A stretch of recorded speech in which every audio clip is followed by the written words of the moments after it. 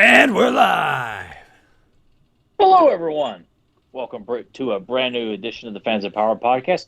We're doing a little something different this week. I'm opening up with a little bit of trivia for you people out there. I did some research, and I did find out that He-Man did, in fact, kill a human being in one of those 4 mini-comics. I have the proof right over here. Of course, if I'm actually asked to provide the proof, I really can't do that. It's just kind of inconvenient, and you know what? I don't know what the fuck I'm talking about. I was trying to be one of those really cool, like, poser fans and just make up this shit and say that He-Man's killing people to defend the shitty cartoon that's out. But I got nothing here, people. Just like all you other pathetic losers out there who claim that He-Man has killed people. What a pear-shaped loser you are.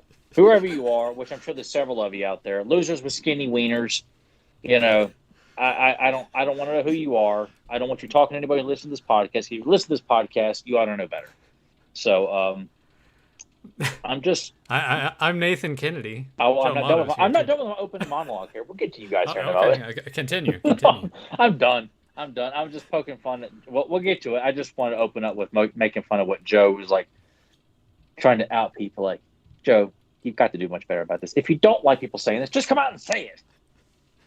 Am I going real slow? I was moving my hands because I felt like I was going in slow motion. Does that look like to you guys too? Is it normal, or is it the same shitty connection as always? All right, totally bland. You got to stop doing all that coke. What drugs are you doing this week? Coke wouldn't do that to you. No, I'm just saying when we were. I think he's doing psychedelics now, I believe. No, I'm saying that when we first started, I swear it was going like super slow, and I couldn't tell if it's on my end. He's probably snorting cat piss like on South Park. Yeah, probably. It looked off, but I guess maybe it's okay.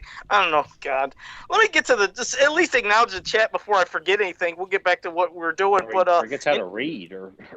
Yeah, exactly. Johnny Cock, Rebel Wookie, Fishy Toys, Pride of Grayskull, Zen Brown, Febmon, JP Fawn, Brian Davis, Liam Loftus. Here's my favorite name to pronounce. Porrick Boylan. It's Porrick. No, it's Porrick. Porrick Boylan. Sorry about that. Porridge boils. Can I give him a nickname? Porridge? I'm sorry, Porridge. Grim 2. I think I said Papa Hut 69. Daniel Carhoonan. Hemotagi. Kal-El 48. Now I'm doing the scrolling. You know what Zentron is? Joe, does that throw you off? Do you understand what Kal-El means? Piss off, Superman. Let's see. All right. I think it's Zen Brown. Lyle Convoy's here. Scott Hughes. Eric Amen. And let me see. Tommy's here and Deep Down. So there, I think I got everybody. If I missed everybody or missed anybody, I apologize. Because I told you I had to scroll down. It's Nathan experienced that last week when I go to participants. It misses a whole lot of people. So I think I got everybody. Man, someone's already asked. No, we did not scare Rebecca away. She couldn't get today off from her job, and she won't be here next week either. Job. Yeah, she will return in 2 weeks. She will be back in 2 weeks, but yes, she's not here this week or next. But yep, she'll be back in full force starting in 2 weeks. And hello, Jaime Mares. And I think we got everybody. We acknowledged everything. Did I miss anything? What's going on? I'm not as hyped up as normal, so I can be normal. I've been respectful. I've been nice. You move a lot like Kevin Smith when he does his bullshit promos and stuff like that. So you guys have a lot in common. I haven't yelled at you guys. I haven't called you a bad name. And see, I'm keeping it respectful with you two. I'm being really nice. I won't call you or insult you at all. Nothing like that during the show. How you doing, Jeff Morris? There. So any crazy stuff going on as of late? Any new news? Was there anything you've seen or anything that I might have missed? Because I didn't know if there was anything beyond. I think somebody posted a picture, and I think they got in hand the box set of Duplicate and Leo Faker, and they showed the box work the art from Axel, which was pretty cool. And I think what did they call it? The maniacal. There's a catchphrase they used for that, like how they have the Rise of Evil 2-pack. There's a specific name for that, and I can't remember what they called it, but it's like an MM. It's like doubling something. I don't know. Either of you see it, or am I just talking out of my? What am I talking about? I love how he asks us a question, answers his own question, and asks us if we have any more questions. What is happening? I mean, just when you. What is the thing Roddy Piper always used to say? Just when you think you got the answers, he changes the questions. Yeah, that's what Joe does. He changes his own questions. Yeah. No, and Roddy was a cokehead too. Yeah, there you go. We're just gonna run this joke in the ground. It's all encompassing here. All because of this mask. They last week said, "Man, it looks like he was doing like maybe I'll put this away." He was wearing when we started, and he was like, "Oh shit! I grabbed the wrong one." I didn't even realize he had to go run off and do another line and put the other mask. Yeah, because this one, it's the one that popped off last week. I was able to use some electrical black tape that I popped on the ear right there, so it should stay on during the show. So I was able to fix this one without printing. Do you at least roll up a copy of the Clash of Horns mini comic when you do your lines? Shut up! At least you're snorting with power, you know. I ran out of ink, so I couldn't print a new mask. Oh, and more ballsy if you were snorting with the Ultimate Battleground mini comic. Just shows like I don't give a damn. You're just snorting with the most expensive mini comic of all time. It is the That's best. That's what Joe as a crime lord does. Not with $100 bills, but with mini comics. Yeah. Hey Tommy, thank you for the support on the shirts. He said he purchased one. I appreciate it, and everybody said that Joe will get us a new design to buy soon. I will eventually. Give me just a couple minutes. I swear I'll do it. See what had happened. Maniacal. But no. It's the Maniacal Mimics is the name of that 2-pack. So thank you, Sportimus, Pride of Grayskull. Oh god, where was I at? Was I making any sense, or was I? Are you okay? I am. If the wrapper smells weird, you're not supposed to sniff too closely. You got to stay out of the dumpsters, man. I made sure to eat up real good before I did the show, so I might be a little giddy with nutrients. I have actual food in me, so it has me going. So you eat good food? No, wait. What is actual food though? Okay. What did you eat?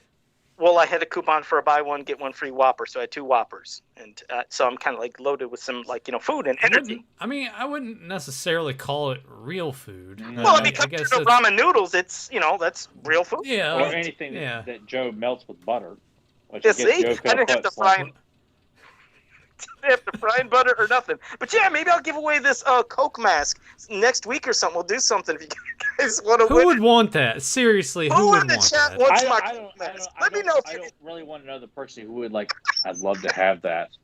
And then just have that frozen stare when they see everybody at home. No, Joe, keep that held up. I want everybody at home right now.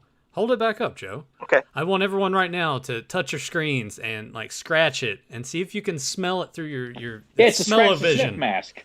Yeah. Dude, the winner of this can scratch the marks and smell what Joe actually smells like.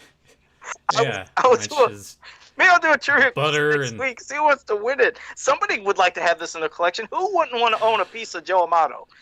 Well, that you know what I mean. Of his, fuck off. Oh man, I lost that. Yeah, there we go. Damn it! How long did that last? About maybe 10 minutes. I told Nathan that I was going to try to go the whole show without cursing to show some respect for his mother. I knew it wouldn't last. I knew it wouldn't last. Damn, I tried. What a disgrace. She's shaking her head right now, and his dad's laughing. That name for that 2-pack does not. It's pretty lame. Yeah, I'm kind of not digging that. And it's a Rob David exclusive. Oh, great! And if it sounds like I'm yelling more, I got new headphones, and it's different when I'm talking. It sounds I feel like I have to be louder. Maybe I'm too loud now. I don't know. You sound fine. It's perfect. But I'll tell you what. How about we get into ranking the 86 wave of the Masters of the Universe cardbacks from worst to best. So there's 17. We'll go on. Now I own 15 of these. I don't know how I don't have the other 2. It just shocks me. But I guess I'm gonna. Yeah, I'm not. I'm gonna start off with this one. I'll give some explanations, but the 17, the worst one for me is this damn Horde Trooper one. I can't help it. Ever since I was a kid, I just did not like this. Now here, let me explain something because I know we're going to be all over the place with different opinions, but. Okay, yes, I know that some of the backs of these card backs for the art actually will show the figure in its gimmick action. Some of them, though, they actually look like they're, pieces of art or from a comic. This just looked too toy to me. And beyond just, I hated how it looked. This is the worst Orko. I hate this Orko. Since a kid, and just to let you know, out of all the waves, of every single figure, this is my least favorite of every single card back in existence. I hate this one. I hate it. So at number 17, I'm putting this one. God, you know what's funny is the last time we ranked the waves, and I think my least favorite last time was Thunder Punch He-Man with Whiplash, and it's like, what is this? Is it deja vu? But I am not a fan of this. So at number 17, my least favorite is this Horde Trooper one. Not a fan. Yeah, that one is pretty bad. It's bad. It's not my least favorite. Not mine either. I'll go ahead and say it's number 15 for me. So when we come back to that, it'll be Horde Trooper. But to piggyback off of that, yeah, it's one thing to have the gimmick there, but it's also a complete other thing. And I get it with the context of Horde Troopers and what they contribute in the Filmation, She-Ra and everything, but you're just jobbing them out right there. I think a cooler piece of art would have just been a bunch of them lined up standing together with like Hordak in the center, something that's like, hey, look, you can build an army with these instead of just... Well, they armied them in the background, but it's not the same. That's not the same. It's not the same. The front of the card even emphasizes, build your own Horde army. Like, that should have been like either a bunch of them running in He-Man and Cyclone, like they're having to take on a whole bunch or something like that. Like I even when I got the Horde Trooper and on card and opened them up when I think I was in middle school, I did find the that card art to be, it wasn't awful, but I was like, that's a little disappointing.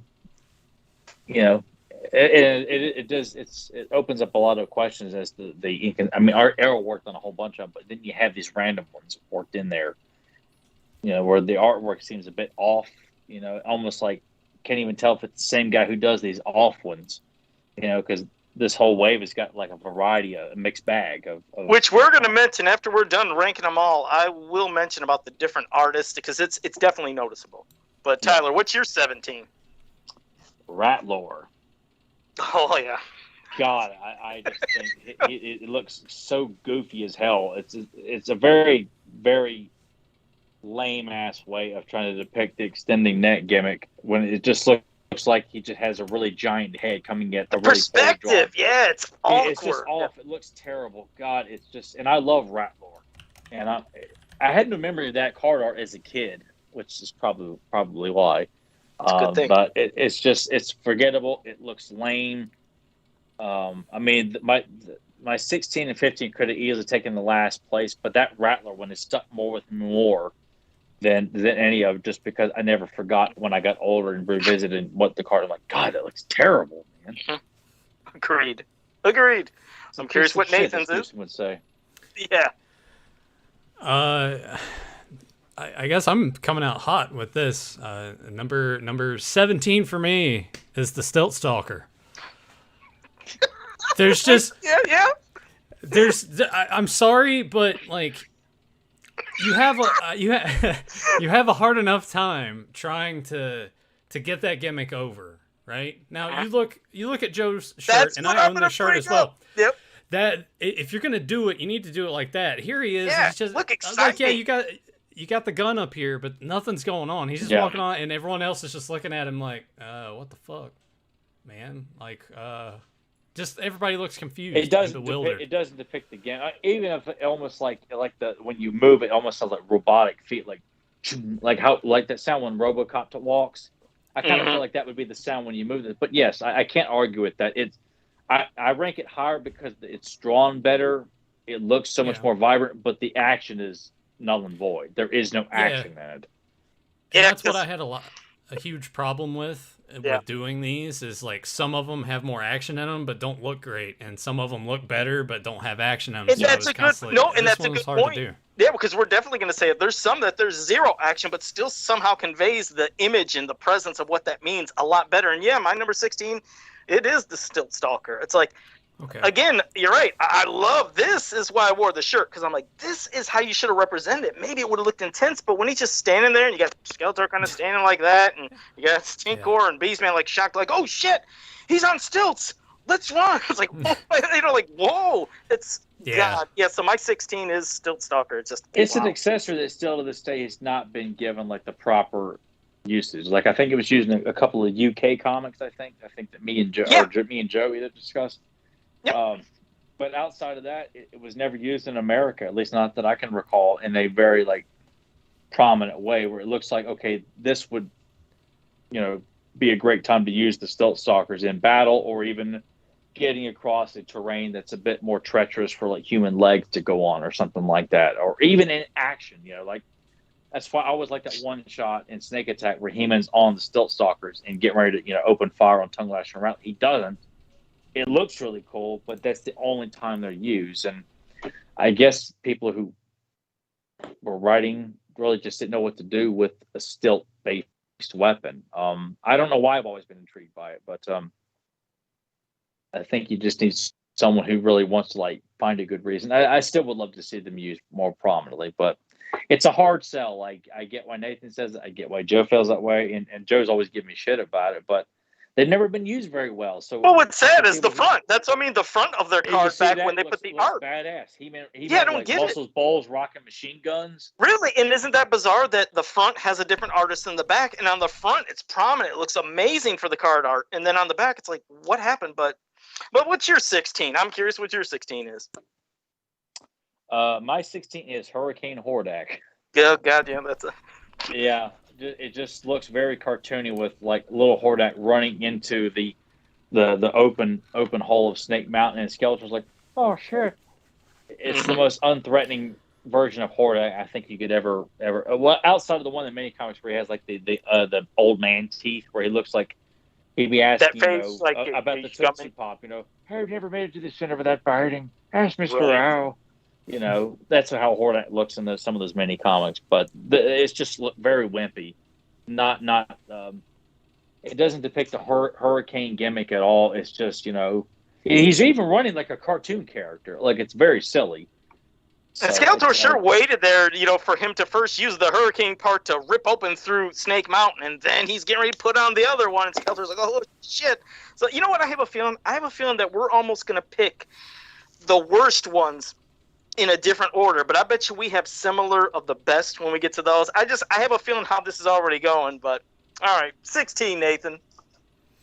Number 16 for me, I guess, would be a little different. I went with Flying Fist He-Man because it's something about it just kind of rubbed me the wrong way. I don't know. I just didn't enjoy the art in it, the actions. It's just more of I get sort of once again the gimmicky aspect, but it's just like I can't see, and then that's about it. So because I was struggling with this, and because I've already said number 15 is the Horde Trooper for me, with some of these bottom tier ones, I was like, how do I want to? Okay, this, and this, and I just kind of locked we're all it in similar. with that, but. Yeah, well, you did your 15, so I'll go right into my 15, and that is, unfortunately, Jet Sled.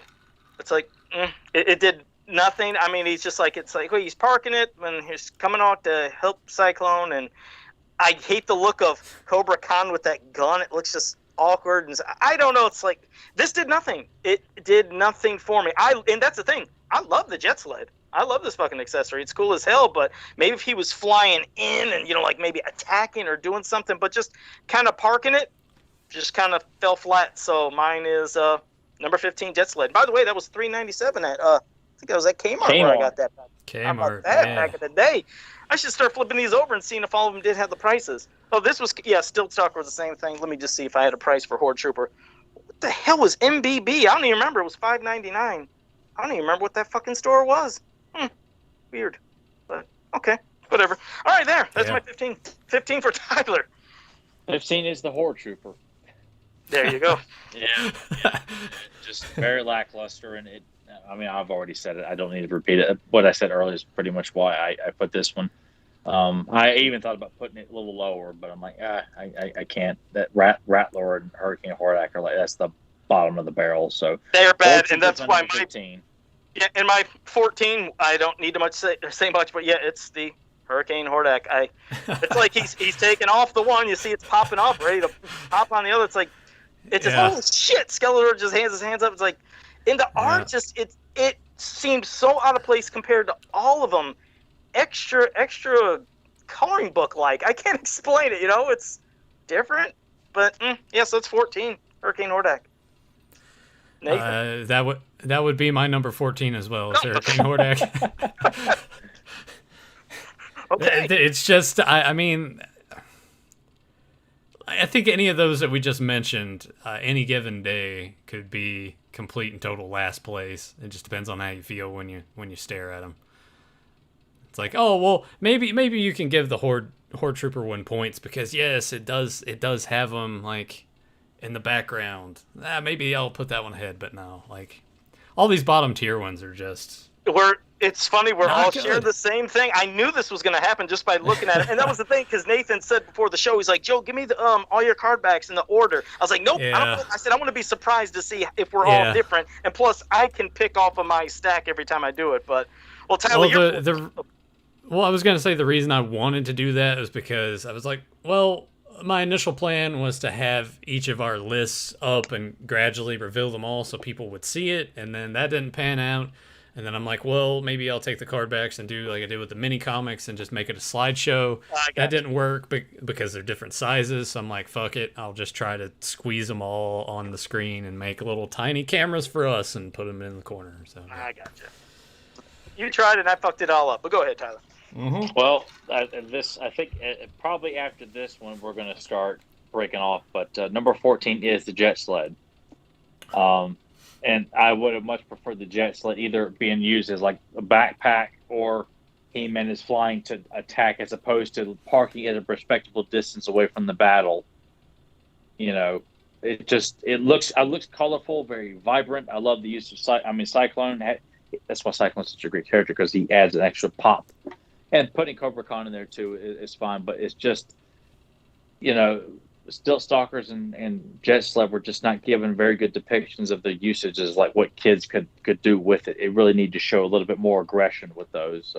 Almost felt, you know, as crazy as it sound, even though the art is finished and complete, almost felt like just rushed and not really thought out. Like they weren't quite sure what they were doing, you know? Yeah. Just looked lost with it.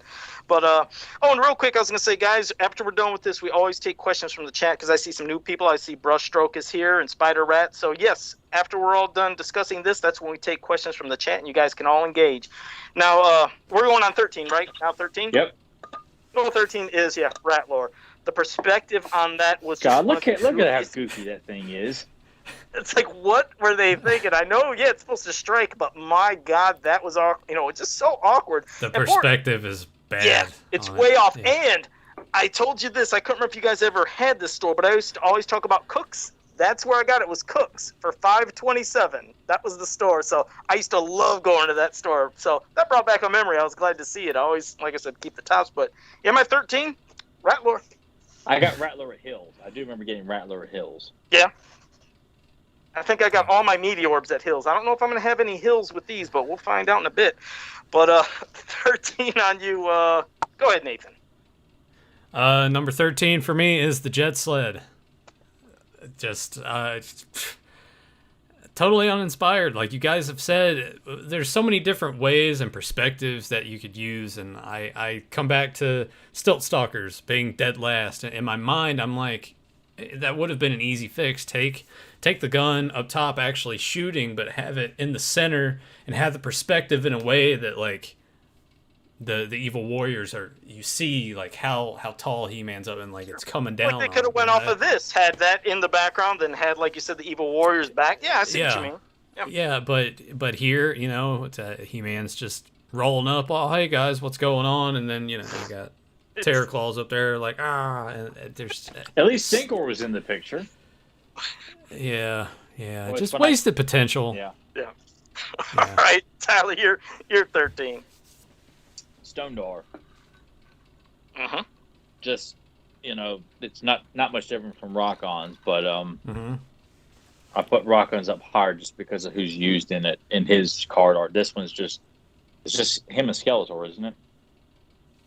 I think Spikecore's there too. Or wait, no, I'm sorry. Yeah, just Skeletor. Yeah, Skeletor and Webstore. If you're talking about Stone Dart, yeah, Skeletor. I thought Rock-On had Spikecore and Rock-On's got Spikecore and Too Bad and Skeletor. Okay, all right, yeah, that's fine. I think it's the only reason I ranked Rock-On's up higher, but not a whole. I mean, it's pretty simplistic. It's not awful, but you know, it's not as it's not packing enough heat. You know, it's just a very simple depiction of what they can do, and it's just not as They're definitely similar, those two, because when I get to them, mine are going to be back to back when I get to them, and I'll have almost similar reasons. Same. Yeah. Well, I did that as well. My 12 is it is Flying Fist. I never liked this depiction of Too Bad. It looked really strange to me. And it was cool always seeing Spikor, but even the same, it's just like they're all, oh shit, like, the things are blinding them or blowing on them. It's like, I did not like it. It just felt too toy posed. Also, I just wasn't a fan. Also, I don't know what the hell this store was that I got it at $6.99, but I must have been a Brindle's or something. CF, I don't know what the fuck that would have been. Man, I barely remember Brindle's. Yeah, we never had a Brindle's, but I remember people I remember them selling toys. I just never bought any there. Yeah, they had a decent selection, but the prices were bad. When I get to Terror Claws, I hope that maybe there's more print on their tag, because these were bought hand in hand at the same place. I guess I'll find out. But yeah, my 12 is Flying Fist He-Man. Well, to keep this all nice and boring, my number 12 is Ratlore. For the same reasons you guys have said. Once again, it could have been an easy fix to make Ratlore a little more intimidating here. It's awful. It's bad. Looks it's very really cartoony. Bad. Yeah, it's not intimidating at all. And I get what they were trying to do with, like, here's the action feature, but it just... At least the action figure kicks so much ass, because you at the front when you see that badass looking snake, and then you look at the back, like, my God, they must not like this character or something like that, you know? Right. All right, 12 on you, Tyler. 12 is Snout Spout. Really? Yeah. Really? Because where he's just kind of looking at the person who'd be looking at the card art, he's like, and then you see King Hiss being whopped and Tongue Lasher being whopped, and is it just those two, or is Cobra Khan in there too? Cobra Khan's back there, I think. Yeah, I remember there being three, but it's just a very... Hell, even Ratlore's laying down on the ground, like he got defeated too. It's like... It just... I think it would have been benefited better if it was just one warrior that Snout Spout was going on. And plus, he needed to be more engaging, not kind of like looking... They never just seemed to really depict him that strong in the vintage line in general, which is probably why so many schmucks are like, man, he sucked. He didn't belong. I think if he would have been like, again, kind of like having a little center of gravity, lean forward hunch, and like his head going like forward to really blasting it, like you can feel the force. But this one's kind of curved, and they're trying to symbolize motion as he's supposedly hitting them all. Like King Hiss's pose is like, oh, it doesn't. So all of them, they're just like. It's a very. God, look, we know he can be depicted so much more stronger. It's not impactful. It's just, not at all. And you know what else I think doesn't sell it? It's the splat of the water. It's not like a force being hit upon him hard. Yeah, it looks like got big drops of water. It needs to be an intense spray that's knocking you on your ass. Like it's a fire hose. Fire hose knock you all over the place, and it's depicting it in the most lackluster way. And I hate to, because I love Snout Spout to death. It's crazy that we're almost having these similar again, though. But yeah, my 11, but mine is in a different order. Mine is Rock On, and I'll get to why I picked Stone Dar a little bit higher than this. But yeah, Rock On. It's just I felt like they're all being so blinded by his fucking his weapon and his fucking body, and even Stone Dar had that fucking thing that he could put in his chest. But it's like. At least with I'll save that for Stone Dar. But yes, for 11, I did like seeing Spikor. Yes, I like seeing him, and Too Bad, because Too Bad I ranked as one of my favorite one when we did another wave. But I don't know, 11. Oh, and this one, this was another Cooks for $5.27. So that was Cooks.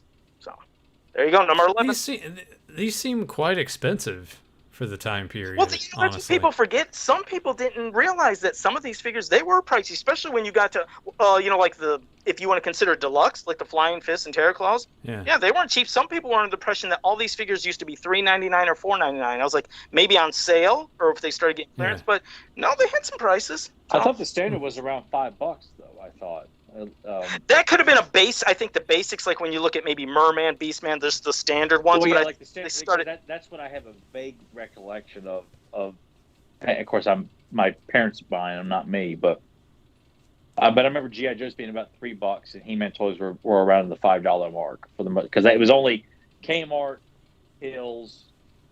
I think it's the only place I ever went to the store and actually purchased He-Man toys. Oh, and no, Toys Roses? Not even Roses. I bought He-Man stuff from Roses, like books. I never bought any of the figures from Roses. It was always from Hills or Kmart. Only time I ever got He-Man. But yeah, that's what I can remember at least. Because I think Turtle figures were around the $5 mark too. I remember Turtles being close to $5. That's why I was in my head thinking that these would be slightly cheaper, just because you got a few years in between. I was looking at prices. I guess we'll get to them when I do it, but yeah, we'll see. What did I? That was you, Tyler. Did you leave off, or me, or Nathan? I lost track. Who the hell just left off on number 11? Well, it was I think it was you. Yeah, so I haven't given mine yet. Go yet. Okay. Number 11 for me, and I hate to do this, but Rio Blast. Really? I get what they were trying to do with, like, hey, look, it's coming down, he's ready to roll, and they're all like this. But compared to what's higher up on my list, this is when it came down to there's more action going on in these. There's nothing exactly happening here other than he's like, oh, hey, put your dukes up. I like your reasoning because we'll give our reasoning. We're really, this is starting to break up now. Like Nathan just saying it's gonna get different. You know, wow, it just kind of shows me, okay, we are drastically different, because my number 11 is the Stilt Stalkers, because it's Stilt Stalkers, Stinkors in it, and I like how it's drawn, but the Stilt Stalkers come off as a very uneventful accessory in this. So no denying that, but I didn't rank it at the bottom because of what I just told you. Like, you put a unique villain in this not used as much, you get points for that. If it's drawn very well, you get points for that. You know, it just... You know, you can go higher up, and even if it was, I mean, we needed to see at least them running from it, as opposed to like they didn't have time. Yeah. It's almost like they waited till He-Man was right upon them before they're like, "What the hell is this shit?" You know? Yeah, it's like I wasn't buying it. I got you on that one. Well, my 10 is and no price, surprisingly, on Snout Spout. Didn't have a sticker on this, but yes, it is Snout Spout, and it's for reasons I was saying when Tyler was talking about Snout Spout as well. It's just, I think if there could have been more impact with the blast and the way that they were trying to represent motion from hitting King Hiss to Tongue Lasher, and you already see Rat Lord down there defeated, but maybe if they would have showed more of a spin motion of him doing that so it represented the motion a little bit better, but I didn't think it was captured too well here. Again, the art, it's not like it's shit art. I mean, Snout Spout does look good. But it looks like it was really just drawing the figure there. That's why I will say, like, that's not almost like, with the Horde Troopers. Yeah, right. It does look figure-like. It's colorful, but I think that what could have saved it was if maybe Snout Spout would have been more in the distance. You've seen his whole body and a blast hitting all of them. I think he should have been in the center, like he's being surrounded, like you draw like the rotating motion of like people being smacked in the head or in the stomach. Something. Yeah, because this fell flat, but my number 10 is Snout Spout. So number 10 with no price. Maybe I stole it. Okay. I would not put that. I would not put that past you. Oh, go ahead. I would steal Joe's outside telling people stories, you know, so they come out and feel bad for him. Here you go, Sonny. They give him all these free toys, and I got it before they put the Sprite sticker when they're opening the boxes, and I just yoink, snatched it, ran out the store. A lunatic kid. But go ahead. What's your 10, Nate? Joe was riding on the trucks that brought the stock to the store, and he would just take it from there. Yep. Exactly like the Foot Clan in the first Ninja Turtles movie. He just like hijacks the whole damn truck. Yeah. Which I would be with you on that one, Joe. Number 10 for me is Terraclaw Skeletor. Now, I like the art in this, but Moss Man looks a little odd. It's nice seeing Fisto in there. But once again, this is another one where you're not getting the full effect of the character and what they're trying to do. It would run into this problem a lot with these, and anytime you see Terraclaws at all on the card, he's just there, like hands are up or just kind of like this. I would like to see more of like swiping motions. That's why they probably should have depicted a vehicle that he's like swiped at or torn up. If you don't want to show a lot of direct contact with the character, then it should have been like he's tearing up a battle ram, or the Wind Raider, like he tore the wings off a Wind Raider, or Tila can't go anywhere now, or something like that. That I understand Nathan's take on that one, because Oh, I'm even thinking like maybe like a King Kong situation where he's maybe standing on like a cliff, but he's up in the air and you see that he's swiped, and here's the, like you said, and here's the wing on a Wind Raider is just like off, and you see it like it's crashing down in the distance. Anything to kind of bring that gimmick to life, not just don't have him standing there like. With here, it makes it almost look like he's afraid of everybody. You know, like Fisto. It seems like Fisto's taking a swing, and he's just kind of like because it looks like right here, there's like little pieces coming off of his hand. So I'm assuming that Fisto's already taken a swipe at him, and he just looks terrified. That's a cool interpretation. I like that, and I can't wait till I get to that too, because it's coming soon, but not right yet. What's yours, Tyler? What are we on, 10 or 9? What were we on, 10? 9. 9. God, I'm fucking senile. Okay, go ahead. Terror Claw Skeletor. Which it's not awful. I like Mossman looks a bit ape-like, which is not my forte, but at least it's Mossman. Seeing Fisto in there too. Is there somebody else? Is Cyclone featured in there too?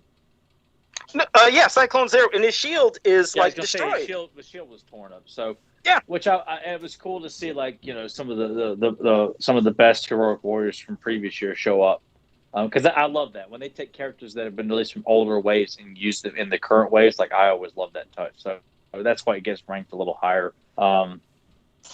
Terror Claws 2 is still not used to its full potential, I think, in most depictions. Like, it looks great in the mini comic. The figure looks awesome, but it's just never. We never really got to see He-Man and Skeletor duke it out with their new weapons, like you see in the toy commercial, But it's by no means horrible, but it's not as memorable either. All right. Well, my number 9 now is going to Stondar. This is one, as you can tell, I'm not holding up because I don't know how I don't have it. This is one of the 2. There's only 2 I don't have. I don't have Stondars, but I still kind of liked it. There wasn't, again, it's just Webstor and Skeletor. But what confused me in the background, now, of course, you see Stondar is going in motion. At least he's ready to attack. And like I said, with Rock-Ons, I seen the blinding features like, eh. But with Stondar in back of him, there was other Comet Warriors, and I was like, well, they all look like fucking Stondar. Maybe I threw that away when I was a kid because it irritated me, because I was thinking, is this supposed to be representing motion of him going all the way up the hill, or are these actually supposed to be random just Comet Warriors? But they all looked like him. But either way, it's like, well, he's at least attempting something. And of course, we've seen that in mini comics where, yes, they go into there to roll down a hill. So it's not like it was something, strange or unique. Like, oh, God, I've never seen this. I've seen it before, so I understood it. But, yeah, that's where I put it. So that's my pick. What about you, Nathan? Number 9 for me is a Snout Spout, which is unfortunate. I was kind of in agreement with what you guys were talking about. Once again, the perspective is weird. The blast doesn't look strong enough. And, I mean, you're kind of jobbing out the Snake Man a little bit just from what looks to be half-assed water. It's like when the water pressure cuts out around here sometimes. That's what it seems like. Oh, come on. Couldn't they used Norm's water pressure when he was, remember, in the water, and he on the jet sled shooting at the monster? Yep. At least that looked, oh, fuck, it happened. Okay, go ahead. He's falling apart here. Yeah. Get the booger mask. Falling in Rocky Dennis there. He's holding his head like Mothman was in this Terror Claws. Let's see. We'll be here at number 8. So Tyler, you go ahead and give us your number 8. Flying Fist He-Man. Okay. And I don't think it's bad, and I like seeing Spycorn 2 bad in action. Like, I can't argue with what was said before about it, but I think it looks pretty good. That's the story I'd like to see told in more as Flying Fist He-Man take on Spycorn 2 bad. I think one of my things about this wave too is I remember looking at the mini comic backs, which had Flying Fist He-Man and the accessories, and just always had questions because I never saw them in stores to buy. I never saw Flying Fist He-Man to buy. I thought it was odd that he didn't have his sword, and I was always bothered by that because I thought, what is this weapon with these like gold balls? Like I didn't understand what it was. Like Flying Fist, it made no sense to me as a kid, but it grew to be one. I absolutely loved the variant so much. But there's something about this particular wave, I think, because it seemed more prominent in stores when I was buying He-Man toys, that it just kind of left me like wondering a lot of questions and things like that. Like not seeing the Mega Laser depicted at all. Like Still Stalker's a one shot. I never got to see Flying Fist. It just left me like I had no idea Extendor was even a figure until elementary school. Like when one of my friends who had all these like hand-me-downs he didn't want anymore, he had Extendor. I'm like, that's an actual figure? I had no idea. Like, just blew my mind. All these questions were left a lot from this particular wave there. So, but yeah, number 8 is Flying Fisty, man. All right. What the hell one am I on now? Neither one of you had anything to say about what I had to say? Go to hell. I'm sorry. No. What am I? I'm sorry. Enjoying my heart a lot more than these assholes. Well, my next one is it is Terraclaw Skeletor, and he has $6.99 from that damn we don't give CF a fuck place. Your price.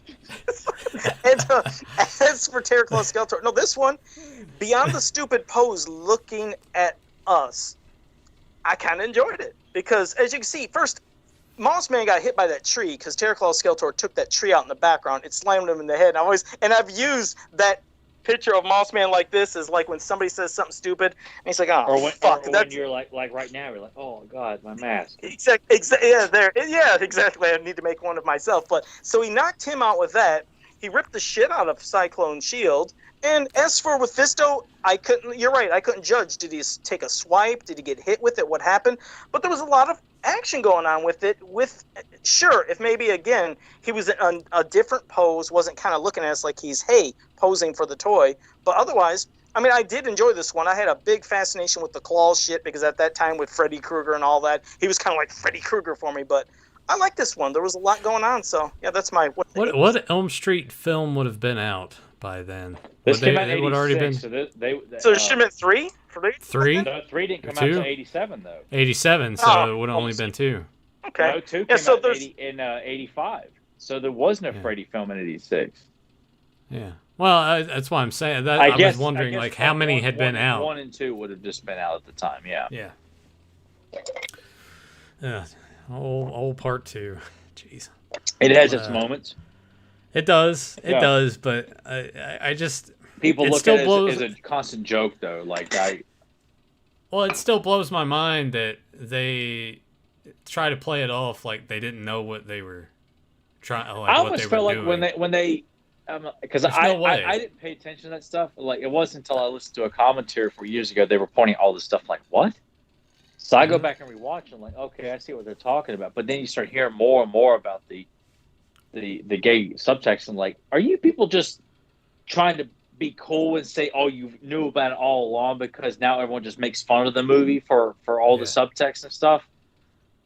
Yeah. And I think that's what bothers me the most is they were like, no, there's none of that at all. When it seems pretty blatant if you weren't. But some of it I just kind of feel like, when they're looking for stuff in the room, like I'm not looking at, Jesse's room at all when I'm watching that film. Like I'm not looking for, oh, look, there's a game that says probe. Oh, look, that sign says no girls allowed. Like, it's not, I never immediately go to that kind of way of thinking when I'm watching movies. Like, I just feel like some people are just being so cynical and condescending when they were watching it a lot. But I mean, people have embraced it as that kind of film in a positive sense, but also people look at it as a joke too. Like it's not, I don't know. That's a conversation for another day, I guess. But it has its moments. Real quick, we are on 8, right? Because I got 7 things left to do. So that was 8 I did. So you're on your 8th one, right? I have 7 left. Oh, good. I can't remember if I did one of the Rock Wars. I can't remember if I did or not. Like if I did both of them or not. But oh well. All right. Well, Nathan, you're right. All right, I'm gonna get some more water, but I can hear both you guys. Keep talking. All right. My number 8 is going to be Multibot, and the reason that that's surprising. Well, the reason that it's lower for me is because we've done other waves, the Cardback rankings, right? And I know you guys will immediately come out and be like, all right, well, this was before that or whatever. But I'm going in the context of doing this wave after we've done 2 other waves I think we've covered on the show. And Multibot, I don't know which direction this goes, but Multibot, Modulock, it's basically the same cardback, so that's why I ranked this one lower. And you know what's funny? Who came first? Multibot come first before? Modulock. Okay. Yeah. And you know what's funny? So it's kind of lazy to me. Well, what's weird is, and I see where you're coming from, but like when we did the other wave, I ranked Modulock a lot higher than what I'm going to do with Well, yeah, no shit, because if you didn't rank him higher, then why are you wearing the mask? Why are you wearing the mask? So, yeah, surprisingly, though, but when we get to it, because Tyler's got his eight coming up. What a fanboy. Yeah, because, well, he'll be my number 7. There's no, and that, believe it or not, is one I'm not going to be holding. So after Tyler gives his 8, I'll give my reason of Multibot being number 7. Well, I thought it was, no, I thought you guys were on your 7. I'm on number 7. No, I'll be going on. Well, I'm going on number 7 next because I got 6 cards here left, count? and plus, yeah, shut up. I got 6 cards here, and then the 7th one is Multibot, which I don't own. So yeah, I'm going on number 7 after Tyler does. Well, I guess Tyler's saying he's doing 7. That's why I felt like I must have missed my ranking for Rock On somehow. No, you already. No, I know I did Stone Door earlier. He didn't do Rock On. Yeah, he didn't do Rock On. Exactly. Yeah, you didn't do Rock On. Well, I've got 7 listed here, so I don't know. Well, but Rock On would be below where I'm going next. So just, I mean, he looks good. I like it, but it's you know. But this is my number 7. So if people listen, you can for me you can rank Rock On anywhere below 7 if you want. If people are looking for that definitive answer, but my number 7 is the Mega Laser.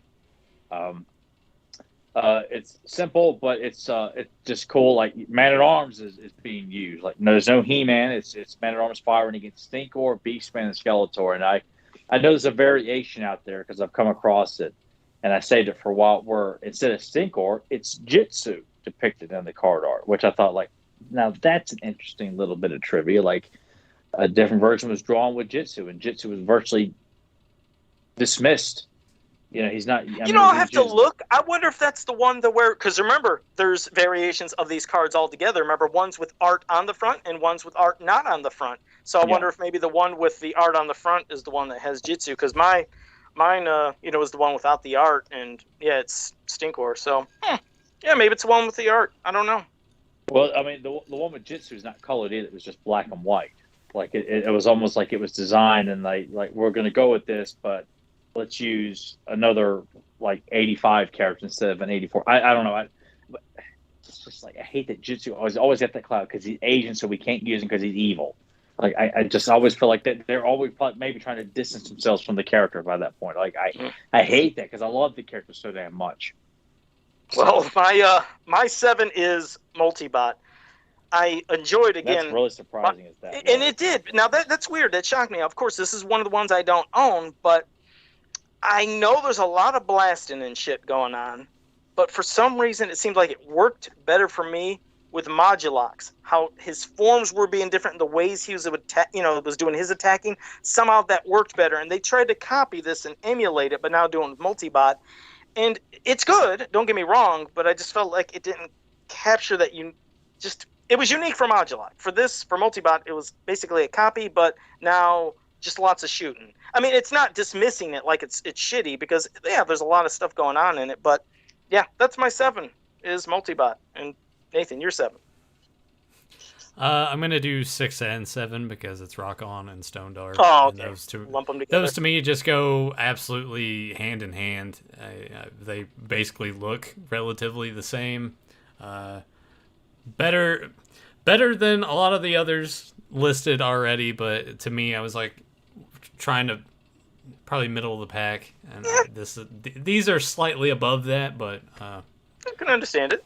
Yeah, I mean, it looks great, but just between those two and then the Multibot idea, just taking from Modulock, I'm like, man, guys are really starting to reuse a lot of this. Well, shit. You did your 7, then 6. I'll go to my 6, which was only $3.97, and that is Mega Laser. Unlike Stilt Stalker's package and the Jet Sled, this one finally did capture what's supposed to be going on, and it's a badass piece. You're right. It feels energetic. There's some stuff going on. There's explosions. You just see him running like, oh, fuck, Skeletor and Beastman getting the hell out the way. And yes, Stinkor just standing there. It's cool to see, but this has a lot of energy. This one I do like, so definitely, yeah, my number 6 is Mega Laser. It went a lot higher than the others, because when I was first thinking of all these, I was like, are they all going to be lumped into being crappy together? But I was quite surprised this one, it stuck out compared to the other ones. You know what's weird, too, is that Battle Armor Skeletor is used there, and not Dragon Blaster or Terror Claws. All over the place, aren't they? That's what makes it so interesting, is that it kind of makes you wonder, like, was Errol told to choose, use that variant, or did he's like, you know what, I really like that. Well, I'm going to go back and draw this just for the hell of it, you know? Just kind of one of those things, like, you almost want to ask a bunch of questions, and they may say, not to sound ignorant, but did Errol do all of those vehicle ones? I didn't feel like he did. Something looked different. Was it his? Because these looked odd. I don't know specifically if he did. I'm just saying in general. Oh, okay. Because like the Extendar and the Rio Blast one, I know for a fact. That's Errol's style. Oh, no doubt. The accessories, I couldn't tell you who drew those. That's why I feel like there's like 3 different artists on this wave. Mm-hmm. It's that Dia Chili guy. Yeah, the Chili guy. Yeah, he's trying to put over all the time. All right. What's your 6, Tyler? All right. Now we're kind of getting into where things are getting important here. King Hiss is number 6.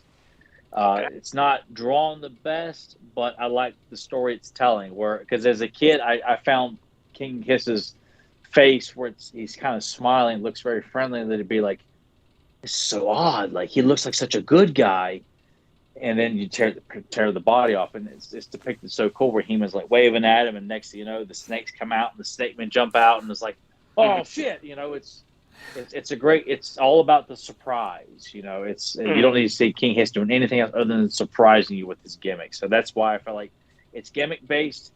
But it's a story with that small bubble of He-Man meeting King Hiss, almost if like he was expecting it, or like as a friendly face, and then boom, we're off and running. So I like it. I like it. All right, my number 5, which was originally 520. That was my I'm going 6. to 5. No, I'm going. Wait, hold on a second. Well, Joe already gave us number 6. Yeah, I did my 6. Yeah. Never mind. All right. Okay. All right, my number 5, which originally was $5.27 at Cook's, but then it went down to a special discount price of $3.97, is Rio Blast. And this one, it is badass. It pretty much captures who he's supposed to be. He's the law, and it's showing the slow progression of how he's transforming to have all his guns come out. But I do like seeing everybody with their hands up. Yes, I understand. It's like, oh shit, put your hands up in the air, but looks badass. I mean, the art is just fantastic, and it's one of these pieces where, piss off, Nathan, you shitbag. But anyways, so this is one that does work where you don't have to have a lot going on, but if you could just tell that story with just that presence, this is fucking awesome. So yeah, that's my pick right there. So piss off, Nathan. What about you? What's yours, dick nuts? Sorry. I apologize. No, this is the way he talks to me when he sends me messages on Facebook, by the way. He'll send me something. It's like, he'll ask me a question, or hey, we did last week's episode. It was really fun. I had a lot of fun. Well, see you later, fuckface. And then he's gone. And I don't talk to him. It doesn't respond to anything that Nathan asks important. Like, hey, are we doing this? It's like, Joe's nothing. Crickets. Nothing. Yeah. Crickets. Yeah, crickets. Yeah, and if we would have gone with the original idea of getting all of your rankings ahead of time so I could have them up on the screen, I'd probably still be waiting on Joe. Ah, thanks. Crickets. All right, so what's your 5 there? I would have to just type it out as he goes along to make it look or you could have just, made up your own list for Joe and like, okay, here's Joe's number 5. Yeah. Talk for me. Yeah, exactly. His number 1 is Stilt Stalkers. How about that? And it would have worked too, so great, because he's wearing the shirt, so you would just assume that that would be his number 1. It's okay to admit it. I have the list here. See? Come on. What's yours, Nathan? I'm not ready yet. Yes, you are. You do it right now. We're going to fucking end this podcast. Oh, well, I can't do that. I don't have the power. I was going to say, you have no Joe, power to do take that. a shit or something like that? Yeah, you're right. Podcast is over. There went that. I can't do nothing. Oh, by the way, Joe, I Google Street Viewed your house. I'm going to send it to you later and make sure that's your place. All right, thanks. Yeah, we discussed it. We should let's send this to Joe and say, hey, Joe, is this your house? We just want to make sure we pulled into the right driveway. And Joe's like running, boarding up the windows, like, no, my face. I would not answer. There's no doubt. I would not answer that door. Play it like a magic trick. Is this your house? And Joe's like, ah! And he just runs out in his underwear and skid marks. Oh, shit. Oh, for fuck's sake. Yeah, we just keep knocking. It's like, we know you're there. He doesn't even try to hide himself either. Like, he's clearly just, you can see the shadows moving around in the house. In the blinds. You see the blinds peek just a little bit and then close. What blinds? I imagine Joe has no blinds. Fuck off. No, it looked like he did from when I saw. But I'll send that to you later. It looked like a very nice-looking suburban brick house. Like, you know. It looks like when Joe leaves the house, he's wearing like a business suit and he's carrying a suitcase and he says hello to the milkman when he leaves every day. I was gonna say there's probably a milkman that walks around the neighborhood. Morning, Joe. He tries to have this facade that he eats out of dumpsters and he lives in like just the dark places of parts unknown. But no, it's all a lie. Yeah, it's all a lie. I don't even think he eats ramen for most of his meals. I think he just thinks it's funny to tell people he does. Yeah, it's probably caviar and beluga. Yep, beluga caviar. Yeah. Yep, and he probably has some salmon on the side, maybe some halibut or something. I do eat ramen, damn it! Probably gets the big king crabs, and it's like, fuckers. This is the life he probably wears. He has prosciutto ham imported, and it just. Oh shit! Portman says I live pretty much lives like how I see Fraser Crane live, like drinking expensive ass wine. Looks down upon people who don't act and eat like he does. That's what Joe does. Yeah. And that's the other thing too. He's like, I only drink water. I do. That's it. I don't drink sodas. I don't drink pop. I ain't had pop in almost over 20 years. I just don't drink pop. Mm-hmm. Now give number 5, you knuckle nut. Give me number 5. Number 5. My number 5 is King Hiss. I'm going to regurgitate. I'm going to pull a Bozone and say exactly what Tyler said. It tells a great story. The art is not the best, but it works the gimmick pretty well. And I like that first panel where he's waving. Oh, hey, buddy. How are you, friend? It's like, oh, holy shit. Yeah, you got to do the Darth Maul thing. Yeah, that's what he's doing. Oh, yeah, like those shitty fan films that they used to make. It was like, what is Darth Maul's race in Star Wars? I can't remember. I other than the cool visual, I've never given a shit about anything that's connected to those prequel films. Even where he's from, how he trained, I do not care. Yeah. Well, someone made a fan film that basically has a race of Darth Mauls, and there's 3 or 4 of them. Yeah. And they're all standing there, and they always do this close up, and you just see and they make that exact same noise. When Nathan showed it to me, he would make fun of it after we watched. Like, God, that sucked. But when Nathan made fun, it made it more enjoyable to watch. And this was the time period where fan films were just starting to become a thing. Yeah. This was like the infancy of all of that, or at least, easily accessible. But yeah, that was pretty bad. There were a couple of good ones, though, at least like special effects wise, with lightsaber duels and everything. But, well, it's probably nothing you can do. Yeah, so what's your 5, Tyler? Well, Joe, what's I'm not interested in anything Star Wars here. He steamrolls over everything we have to say. He's probably never even seen any of them. Yeah, do you know what a Star Wars is, Joe? Yeah, sure. Of course you do. Go ahead, number 5, Tyler. Dragstore. Okay. It's from here on up, it's all like, there's nothing bad to say about any of them. It's great to picture like the action of like going down and mowing through the snake men. Plus, and it's fun too when you got villains versus villains. There's no heroes involved. Like that's what makes this one pretty cool. I think Multibot was the same way, but when you got bad guys fighting bad guys for promotional artwork, pretty awesome. So seeing Dragster taking on the Snake Man like that, I thought was pretty damn badass. Dragster was never like a super favorite of mine as a kid. He was fun to play with, and I remember playing with him on my mom's like tile floor and just having the best time with him. But God, I'll never forget this. You remember Patrick Carrico, Nathan? Yeah.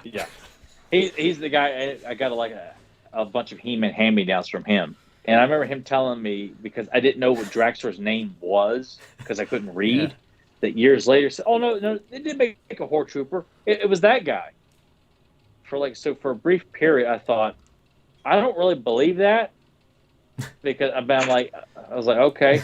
And then when I actually saw they actually made a horror trip, I'm like, that son of a bitch.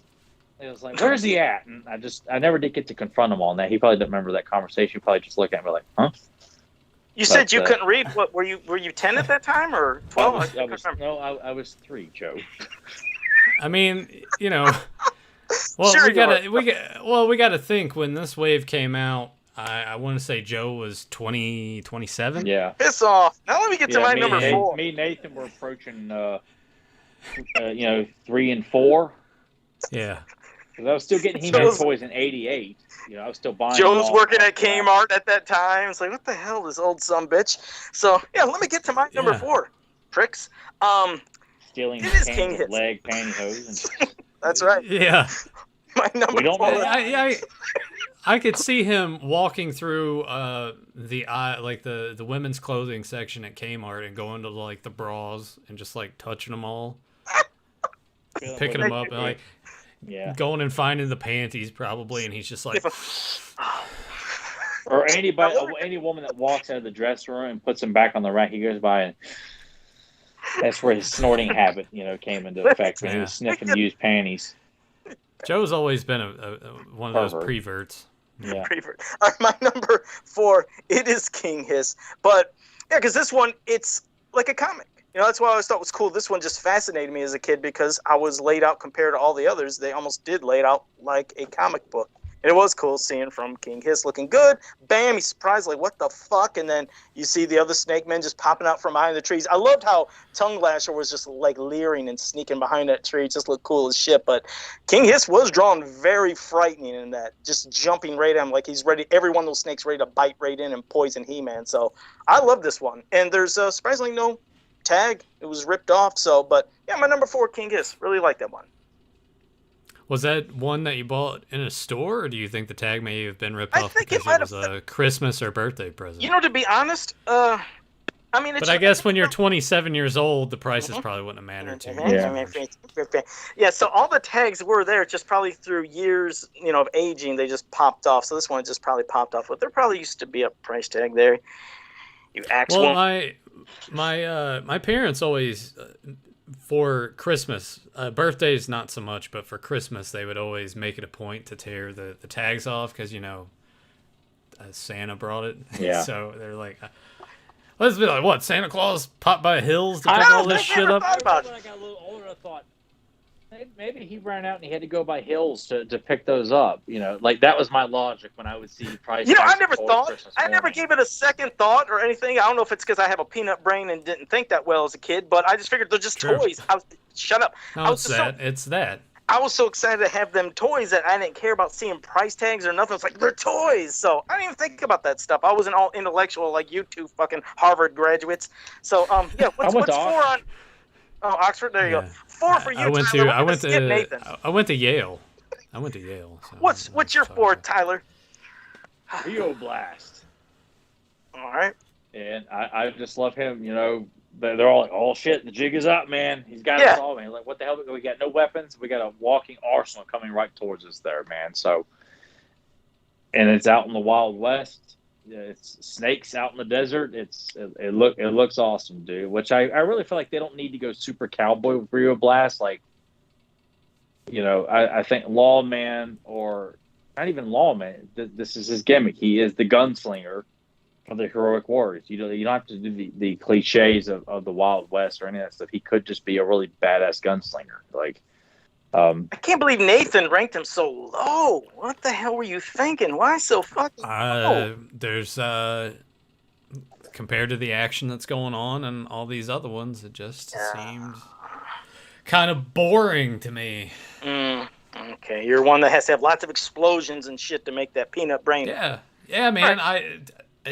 I want these things to pop like a shitty Michael Bay movie, Joe. Oh, okay. Not that kind of pop us with your 4. What's your number 4 then? A really big pimple. Like, oh God, look at all this shit.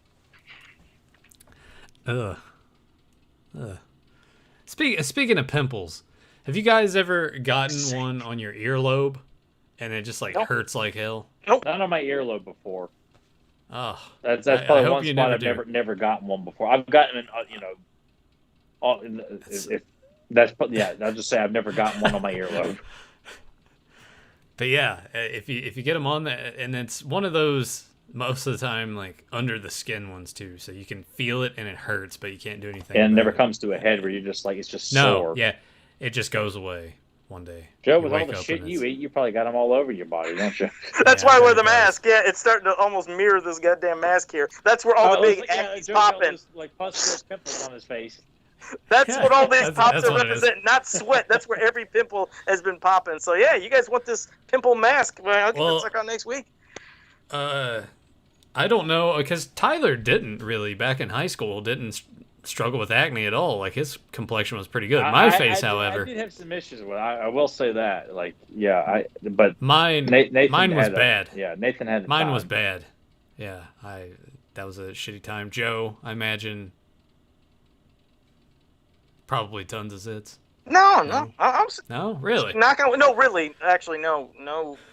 It wasn't a thing. I don't know if it's the amount of just water and shit I drank just flushed out of me. I don't know. You think it would, because I ate some. Could have been. I still do. I mean, but it's weird. I don't know. Yeah, it is weird. Oh, you want my number 4 now, right, Joe? Yeah, any day now. Okay. Is that what Joe says when he's at Burger King? Can I have the number 4 now? Oh, you want it now, do you, sir?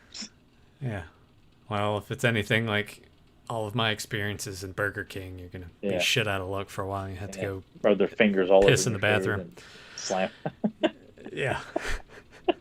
My number 4 is Dragstore. I kind of got a vibe from this, Tyler. I don't know if you did, but this is what it made me think of. I thought of the Rocketeer for some reason when I didn't think that, but I could see that.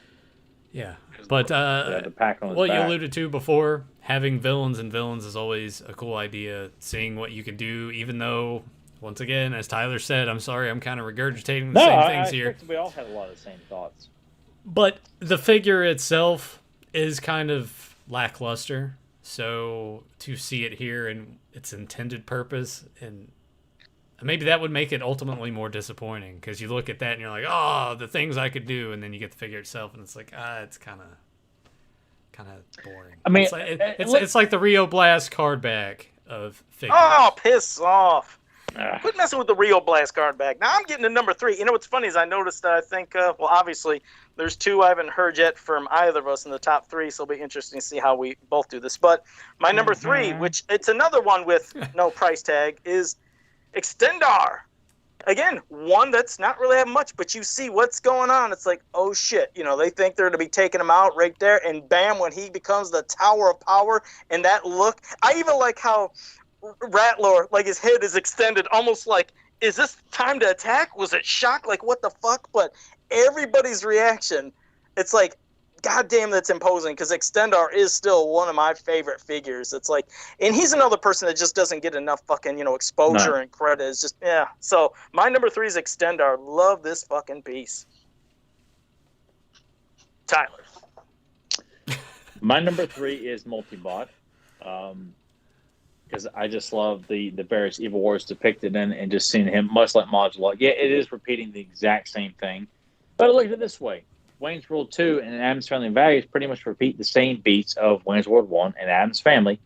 Doesn't make them bad movies, same notes, but still just as enjoyable. And that's kind of how I look at the Multibot card art. It copies the same beats as Modulok's, but I'm like, damn it, it's entertaining as hell.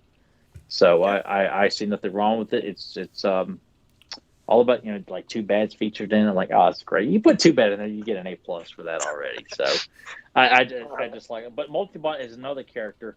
I don't care for his mini comic, and he was okay in the She-Ra cartoon. Not what I would have preferred. He was all right in the episode Black Snow, but dumbed down a bit. But I feel like we didn't get the version that we have, in classics or even toys form, vintage form. Yeah, all different interpretations from the cartoon, mini comic, and then everything. It is strange, but all right. 3 for you, Nathaniel. Number 3 for me is Mega Laser. I wish the explosion would have been a little bit bigger. But it sounds like the name of like a heavy rock group. Mega Laser. Mega Laser. But no, it's What did you want, an atom bomb? How much fucking bigger did you want it? That's all they could fit on that damn card back. They have 3 they could, and You that. like the wrestler Atom Bomb? You like him? Oh God. Are you saying that they should? I didn't like him as Atom Bomb. I liked him as Wrath. Yeah. But not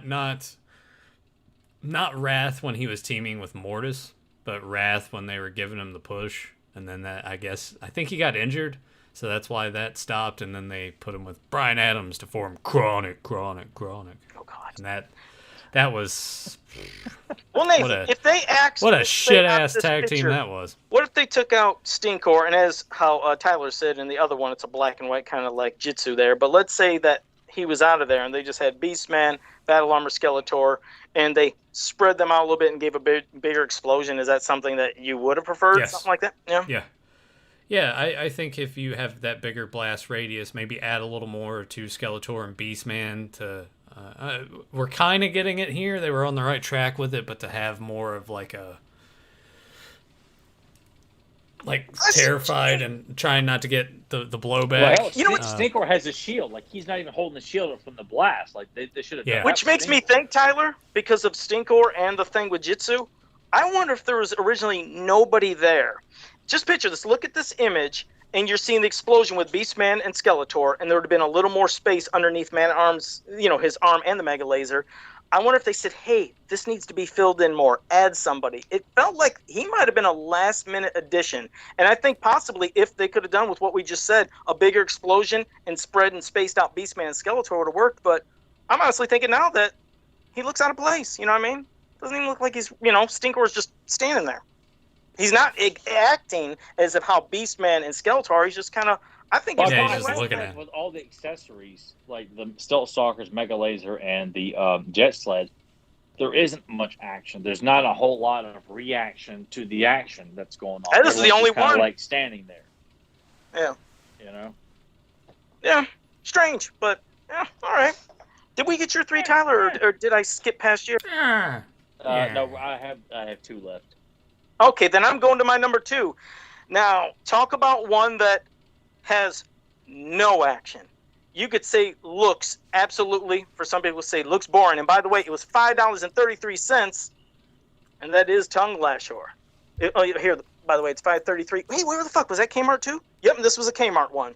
But it's so fucking creepy. You could just picture Cyclone out in that fucking swampy water. And, somebody has radar. He should be detecting this. But I get the vibe that he is. Like, it's just at the last second, though. Yeah, that's what I mean. That Tongue Lasher is so quiet and sneaky and creepy. And at the last second, he comes out of that brush, and that tongue's flapping, ready to poison him and paralyze him. It's creepy as hell. I love this piece. Look at the bones. Like, these could have been victims of Tongue Lashers before. Who's dead right there, like that. Yeah, it does. It makes you wonder. It's a creepy piece. And again, I don't know the artist on this one, but God damn it, I love this piece. So my number 2 is Tongue Lasher. Love this piece. It's almost like it would look good on a T-shirt or something. All right. Oh my God, yeah. All right. But that's also my number 2 as well. Oh, okay. Yeah.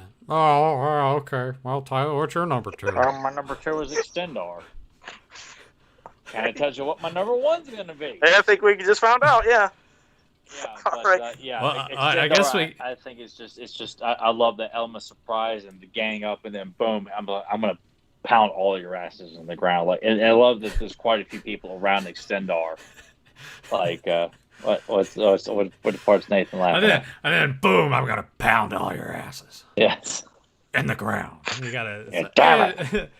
Jerk an edge off the ladder. Well, my number 1 at $5.27. The grass ceiling. Well, yeah, my number 1 for $5.27. Yeah, surprisingly, mine is Dragstore. I love Dragstore. That one, first, I love the toy. I mean, I loved playing with this fucking toy as a kid, but just from the starting up. A lot. Yep, piss off. But starting right here with you just see that getting ready to stride, that emotion, the force of him just jumping down and just blasting through those fuckers, taking out the Snake Men. I loved it. I mean, I felt this piece. It's just so goddamn powerful. I love it. And plus, like I said, I just love the figure so much. So my number one is Dragstore. $5.27 at Cook's. At Cook's. That's right. And what's your number one, Nathan? My number one is Extendar.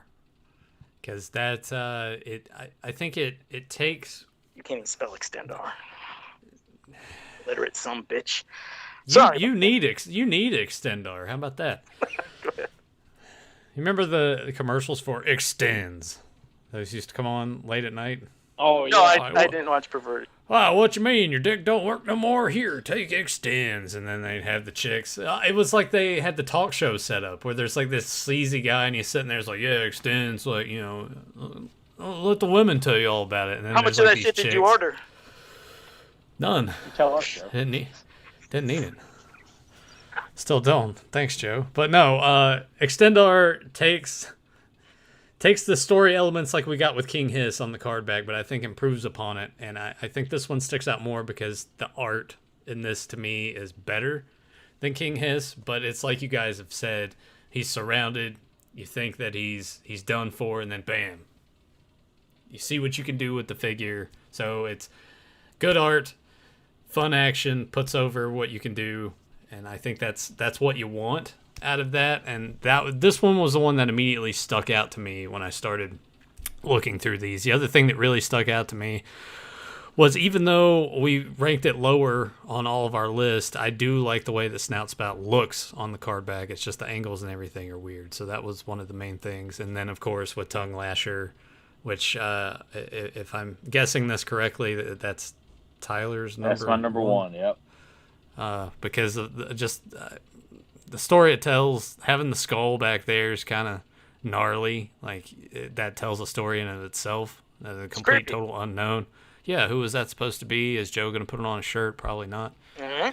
Now, before we get to the questions, there's something I did want to mention, though. Remember, no, my number one there, Joe. Yeah, come on, Joe. Jeez, steamrolling everybody tonight. Didn't you say Extender or Tongue Lasher? What the fuck did you say? I'm sorry. Go ahead, Tyler. You give an explanation as to why it's number one. I apologize. You go ahead, Tyler. You go ahead. Floor's yours. It's so eager to answer. I ain't saying nothing. I'm quiet. Really, zip. Look at this. I'm zipping it right here. It's all you. All right. I apologize, young man. All right. But yeah, I think Tongue Lasher is probably one of the most vibrant ones of the entire line. Like with Cyclone's color scheme, Tongue Lasher's purple, and the green swamp. Plus, swamps used for battlegrounds, like in the Leech card art. I find it like to be a very intimidating, very mysterious battleground. Like to see these characters depicted. Like I almost want to see like Whiplash or even Squeeze. And a swamp, Squeeze is an anaconda, a Whiplash is an alligator. Like it'd be so cool to have an ambush of like one of the snake, Squeeze, Whiplash, Slushhead, and Leech, all attacking in a swamp environment. Because Slushhead is more of a swamp-based character too. But just that idea. Kevin Sharp, get on that shit. Get Kevin Sharp on that. I love to get Kevin on that, But I got a lot of fire. He's like, Kevin, come on, man, deliver it. We're gonna do it. We're gonna get him to do it. That's an idea I actually had I thought about maybe even running it by Kevin or even Axel at one point, and then of course I changed my mind on what I want to do. But I've actually had that idea for a while of doing all these swamp-based characters attacking somebody like a heroic warrior, like in the swamp, like they just all come out. Like Squeeze comes down out of a tree, Leech bursts out of the swamp, Whiplash is swimming through the water, and Slushhead. I don't know where he could have Slushhead. I guess he could be rising up out with his tentacles coming out. Oh God, this is just beautiful here, people. I mean, can you imagine, people? Just give us 1 week to whip this property into shape. 1 week. We could just change your whole perspective on everything. Changing perspective's interesting, especially when it comes to these card backs. Because the thing is, even though these are all 86, they weren't released all at the same time, which is weird. That I wonder why they went with different artists to do some of those, because as you know, Errol did all, the majority, almost all the card back art that you can think of, but as a lot of them we were talking about, you could tell they weren't his. And of course, that's not saying they were bad, because as your number one pick wasn't even Errol's piece, but no. I wonder why they went with somebody else and then back to him and then somebody else. And that's the thing, if we ever got Errol on the show, it would just be, I think it'd be cool to pick his brain, see if maybe he even knew why that happened. I'd love to know their whole process on stuff, because I don't know. You wonder if he was busy doing some other projects. I was gonna say, with all the other promotional work he was doing with like children's clothing, like T-shirts, yeah, all that stuff. It kind of makes you wonder, like he can't do it all. So we got to have get that asshole who did the Leech Mini comic, have him come in here and draw some shit or. No, because it's awkward. Some were bad. Like that Rattler one and Hurricane Horak are just goofy as hell. And Horde Trooper. God, so weird. Horde Trooper's not as bad as those two though. Like it's bad, but it's not as bad. And especially when you look at Orko, just the whole style. But that Orko looked like a bowling ball. Like that's the thing. I don't find Orko that offensive because he looks like the toy. Well, the reason I do, he literally looks like a bowling ball on that fucking body, and the figure doesn't look like a bowling ball. This looks like a ball. I fucking hate that thing. But well, either way, that was my worst. But now it's time to get to the questions. If you guys have any questions you want to ask us, whether it's about mini comics, cartoon, toys, or any other properties, pop it right here in the chat room. Until then, Nathan, was there anything you want to read or say, or like waste your time saying something and making us fall asleep? Anything you got? I know someone in the comments was like, "Hey, Nathan and Joe need to have a boxing match at PowerCon, and we would be the undercard, and then the main event would be Tyler versus Scott Knightlick." Which, speaking of which, I need to go grab something that tells a story from the middle of the week. I think it was the middle of the week, right, Tyler? When I ran into you, that was like Wednesday. So I'll go grab that back there because it's just sitting on the shelf. And we'll, all right, less talking, more walking. Get the fuck out of here. Oh, sorry. I apologize. That was rude. Oh yeah, I'm not gonna curse on this episode at all. Look at me. I'm you, Joe, if you get Nathan worked up, Nathan knows how to run his mouth more than anybody I've ever known. So if you really want to, I can tell. I'm warning you. If you really want to, look, I came home crying. I do because Nathan was constantly on my ass. So wait, really? No, I'm making that part up. No, I think you did. Hey Nathan, go get that shit. I'm trying to help you out here. Nathan, aren't you? You know what? If I would have thought about it, what I should have done is I should have hopped in my car and just drove your way, and not told you. Knocked on your door, wait for you to come out, and then I would take a picture of your face, and I would blackmail you. You'd be like, ha!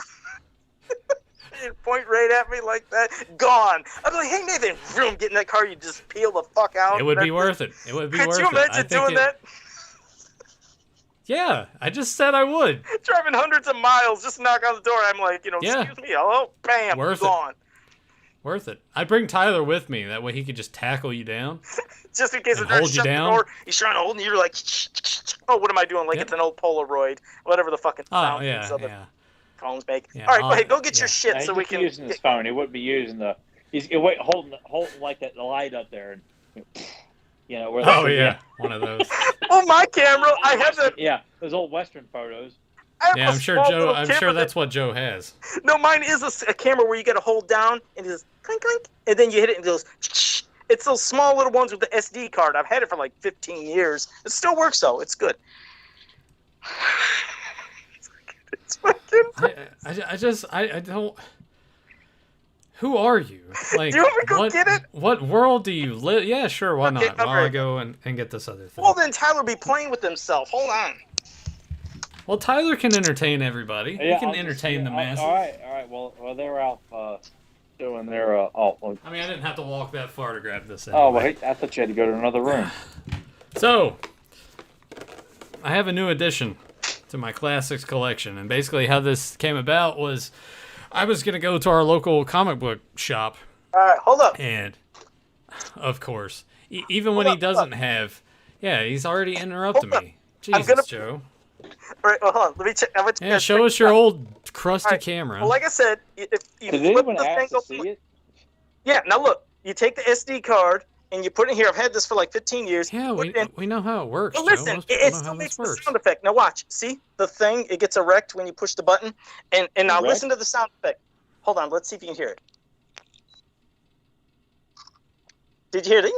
Did you hear it? I took a picture of everybody. How it worked there, Joe. Yeah. So I had to wait till it focuses before I hit it, so I can't just. I mean, Tyler and I weren't alive in 2005 when that came out, so. Well, yeah, I just wanted you to remember the sound effect because your phone's probably just go or whatever sounds they make. I have one in the other room over here. I haven't used in years. Yeah, so. I remember how they work. My parents still use one that's quite old. Leave me alone. All right, what were you showing, Nathan? I apologize. Before I was so rudely interrupted, Yeah, that was rude. I'm sorry. I was gonna go to our local comic book shop, and as it turns out, it's in the same space as where Tyler goes and lifts weights every day.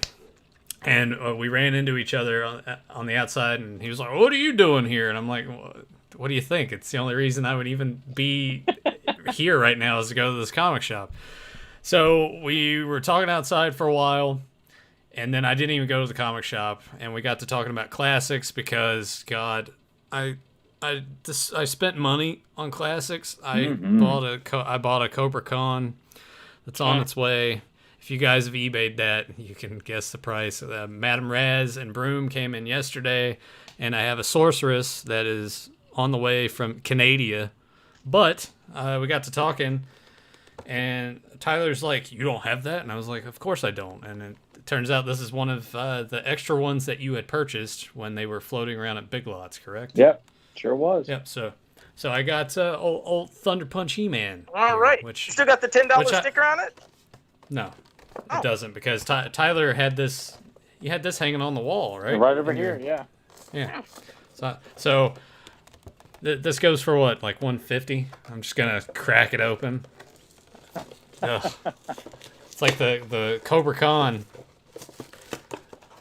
It's still it's mint on card that I got, but it was cheaper than all the other buy it nows and everything. But I guess. This particular figure, we're not here for the figure. The main purpose of this was this comes with this right here. Huh.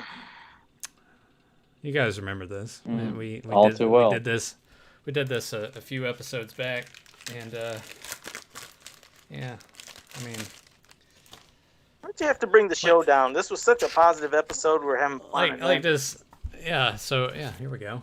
There you go. You want to see all the people that'll focus. Come on, damn it!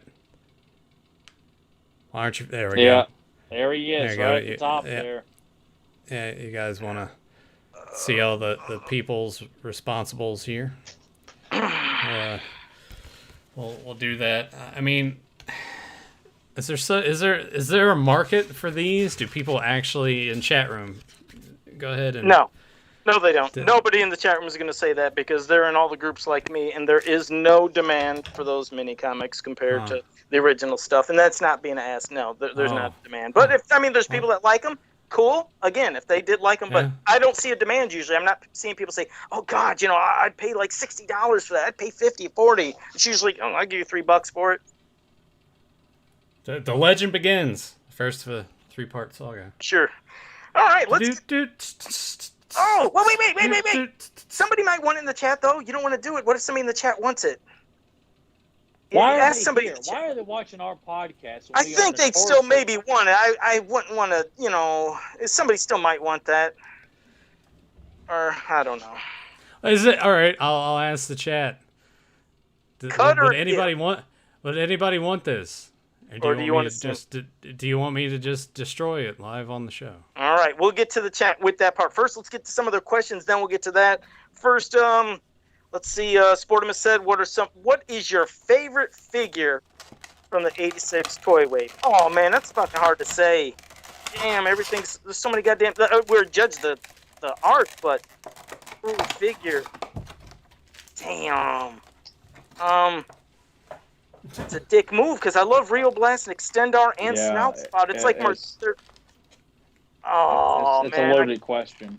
Well, hey, wait. He did say. Let me see. I think he said figure or figures. Okay, then my top 3: Rio Blast, Extendar, and Snout Spout. There, those are my 3. Okay. What about you? I played with Tongue Lasher a lot as a kid, so I'd probably put him in the top 3.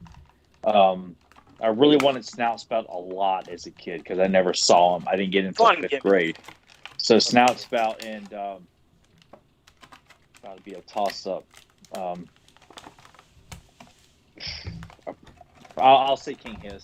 Because when I peeled the body off and saw that massive pile of snakes, I was like, oh my god, this is quite vicious looking. So it was such an imposing character to me as a kid with that very friendly face, and also that would be my top 3.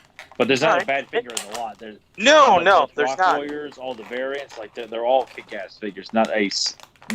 There isn't a bad variant of Vince's figure anyway. They're all badass. Well, I guess we won't ask Nathan because he's making so much fucking noise, so we'll just go to another question. And plus, he didn't have them all, so he won't know. You know, what if I just did this every time you started to talk for the remainder of the show? That'd be really rude. You done? So, well, what we got here now? From Adam Gabbert and Sportimus, they both said that they wanted it, but everyone else was like, "Cut it, burn it." Cut it, burn it. Well, I guess you're going to have to cut it then. If they say cut it, we got to listen to the fans. They said cut it, and cut the sumbitch. You people don't want to own any Scott Knightlick's bullshit. You don't. You really don't. You don't know. Do they even know? Hey, Nathan, you going to cut it someday? Or are you going to sit there and play with your figure all day? They said cut it! God almighty!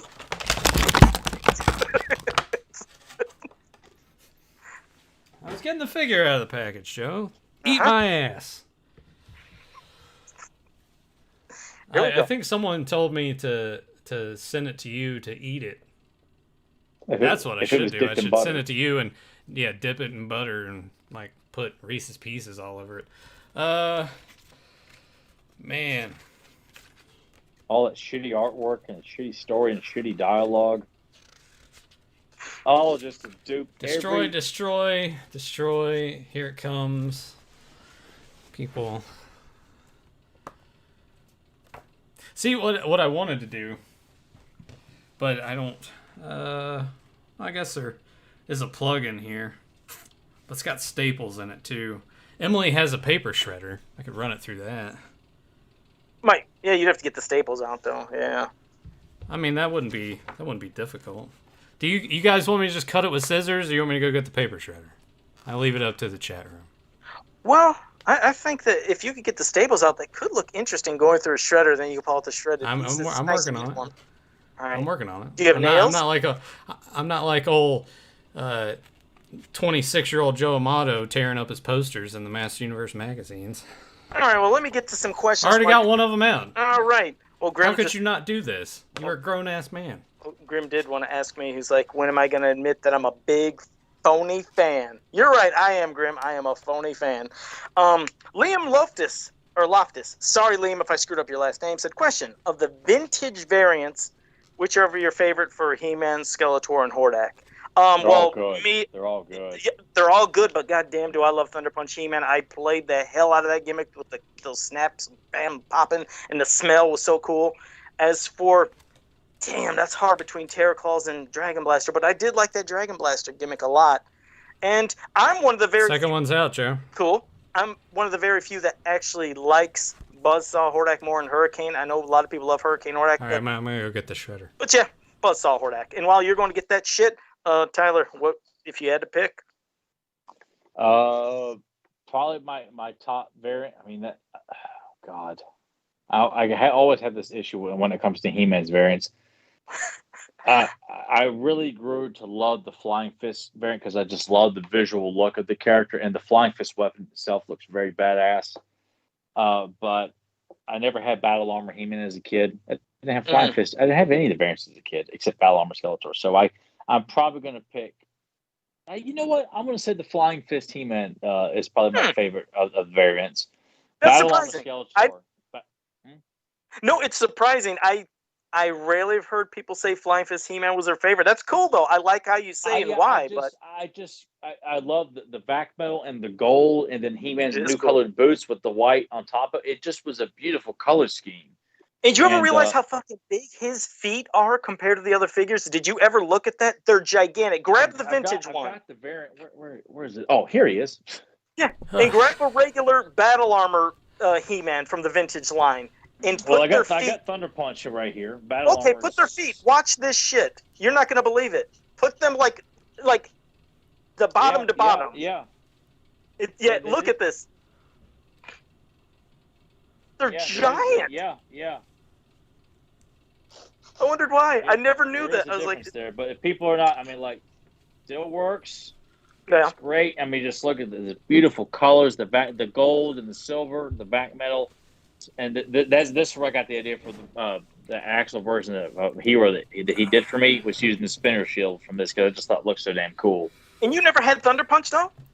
Didn't have Thunder Punch. I had Thunder Punch PJs, but no Thunder Punch He-Man, no Battle Armor He-Man, and no Flying Fist He-Man. I think as a kid you would have really ate that up. I mean, just like I said, to have the caps in there and that popping, it really did sell it for me. It looked great. I love the yellow sword. Like I just thought the yellow power sword looked really, really energizing. But it's such a beautiful looking figure. All the variants were so cool. Like it was just beautiful, so beautiful. Something that Mattel just can't seem to fucking figure out today. Oh boy, here we go. Oh.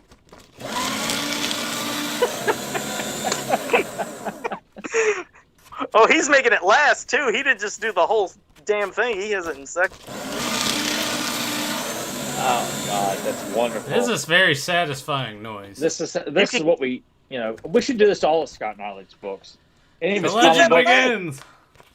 Raffle that off. Give it away to one of the fans. Let them have some confetti that they could enjoy from the fans. Oh, yeah. There we go. Pull it out, Nathan. Pull it out. We want to see it. Pull it out of there. I want to see the file.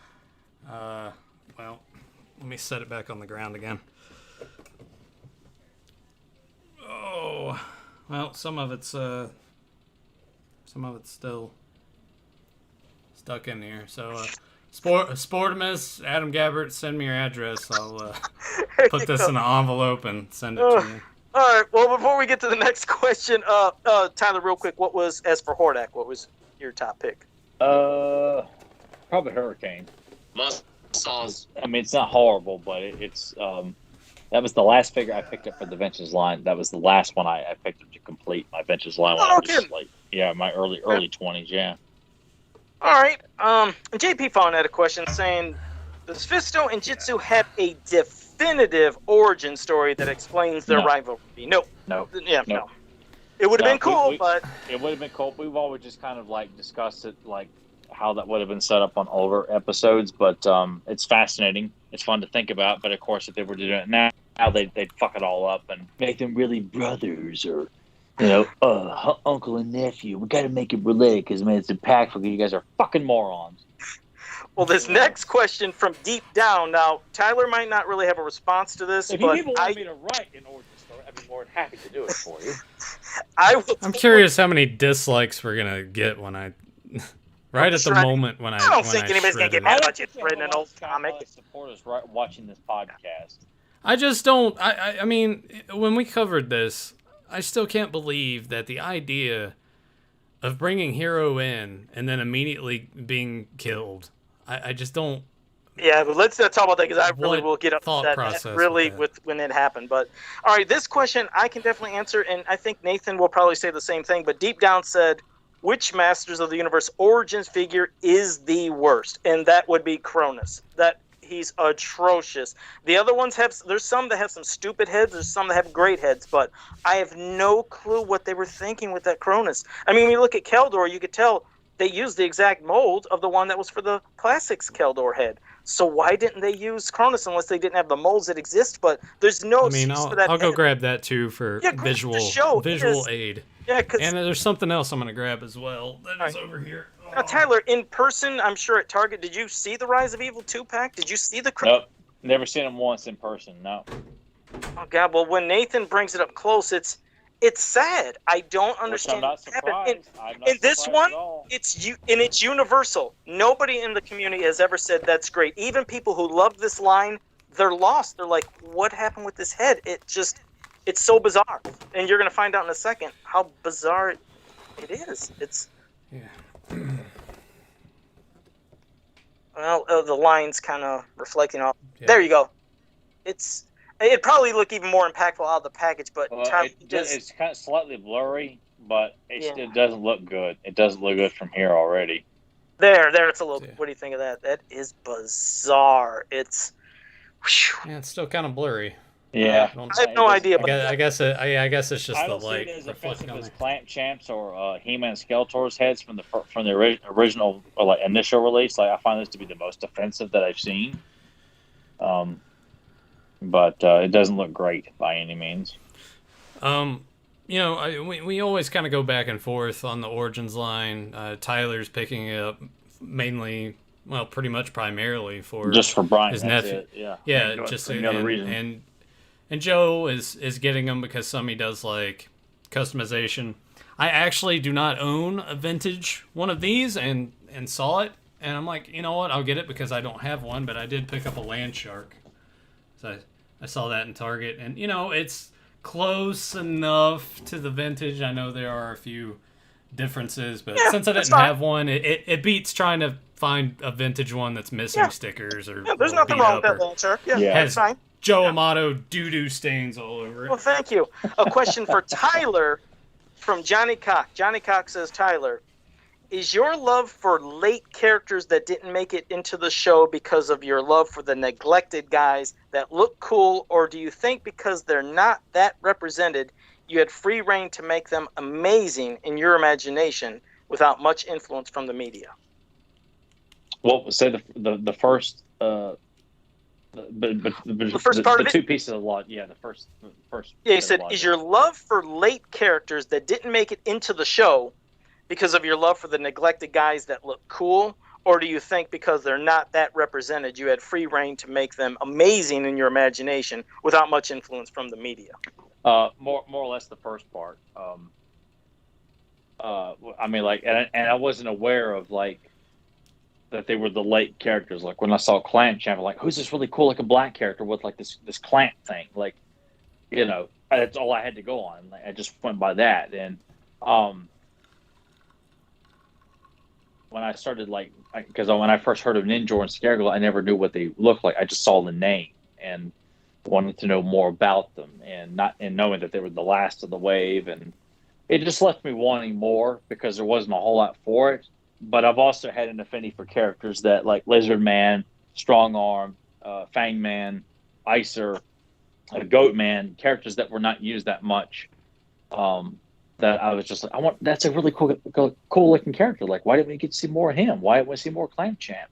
You know, Jitsu, I thought I was going to see more of. Surprisingly, he was not used that much, but he was so impactful with Clash of Arms. But it's just how it is with a lot of characters in this line, and I just I carry a big flag for those characters. Just, you know, because your casual He-Man fan just goes for look, Trapjaw, and that's about as far as it goes. Like it's like being a Star Wars fan, but you don't know who Bosk is, or you don't really know or care to know about who Lando Calrissian is. Like, it just stops with Darth Vader and Luke, and that's all you really know as a Star Wars fan. Like, why would you deprive yourself of not knowing more characters in the vast universe?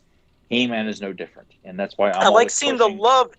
I do like seeing the love expand for the characters that at one time when I would bring up Clamp Champ, Ninjor, Scareglow, Extendor, Real Blast, and Snoutspout, anytime I'd mention them, most fans are like, God, who? Or, oh, you really like them? But now the love's starting to really come out. People are finally appreciating those characters, and I love seeing that because they're so fucking badass, and you're right, they're so underrepresented in all of their medias and comics and other stuff. And not saying there wasn't a lot in other comics, in UK stuff and other stories, but it still would have been nice to have even more of them. But yeah, all great characters. And they are. You know, but on the flip side of that, if they were used more, that increases the risk of them messing it up or making it would have been messed up in bad Filmation, definitely. Yeah, if they would have popped up in Filmation, they would have got the yuck treatment, and they would have been dumbed down to hell, and it would have pissed us off. Every single one of them would have been. Yeah, but, so I think it's best with characters that fly under the radar that not a lot of people know. Makes you appreciate them more. It does. Yeah. I feel like you wouldn't if they were used more. Yep. As much as you want them to. So it's like a double-edged sword. But there's so many people out there who like to, and I don't know that because I don't pay attention to the social media community anymore and what people like and all the toy groups and shit. Because people just like, hey, I bought this. I took a picture of it on my table, like it, comment, and lick my nuts because I bought this picture. I bought this toy and I put it on the table. You know, like I don't give a fuck. You know, it's I want people to have fun like discussions and it makes them think and wonder about the characters. Like that's why I just like, you know what, I don't want to be a part of these groups anymore because no one's posting anything different or anything of interest. Like. Well, what was it in one of the documentaries? Was it the Toys That Made Us one where they? Well, no, was that the one where they started, or was it something else? I remember Extendar being used and made fun of in one of those. It's like, oh, they're running out of ideas, and I thought he was fucking awesome. I never had it. People have dumped on Snout Spout. They've dumped on Clamp Champ. They've dumped on Ninja. The Energy Zoids and the Energy Zoids. And I look at everybody, and even when I didn't have either one of the Energy Zoids as a kid, and even know who they were. I'm like, I look at these people in all these social media groups, and everyone's so like loves to dump on them and shit on them and say, "Oh, who's your most least favorite character? Who's the most?" It's like, why are you guys like? Who's the most least? Most, whatever. Well, Papa Huts has a loaded question for both of us, and this is rough to say because I can't really say. Papa Hutt said, "Question: which artist back in the day was a juggernaut for Masters of the Universe? Errol McCarthy or Earl Norm?" It's like, they're both fucking juggernauts. I can't really choose because, well, you look at Errol McCarthy. I mean, you're seeing right here. He's responsible for making us want to look at. Is he asking for who's the best, or is he saying because they were? Yeah, basically which is the best. But there's different variances on these artists because one done the cardback arts and all the kind of merchandise and promo shit and stuff for shirts, but then you have somebody on the other side that done box art for vehicles and stuff, did amazing posters in the magazines. It's like, that's hard to choose because they're two different levels. They're two different styles. I can't really choose because they both had such an impact. Yeah. You got William George, Rudy Obrero, there's Gino Diachile. Yeah. Fred Carrillo.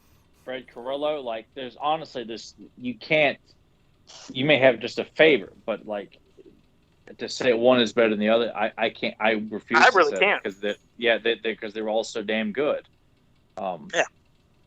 Yeah, it's just how it is, and you're just gonna have to put that in your pipe and smoke it, because it's just, I think do like Joe does. Yeah, drop acid and see shit, and things are going in front of your face and everything. But I think Earl Norm was a big favorite of mine as a kid, though, because of the Golden Book covers and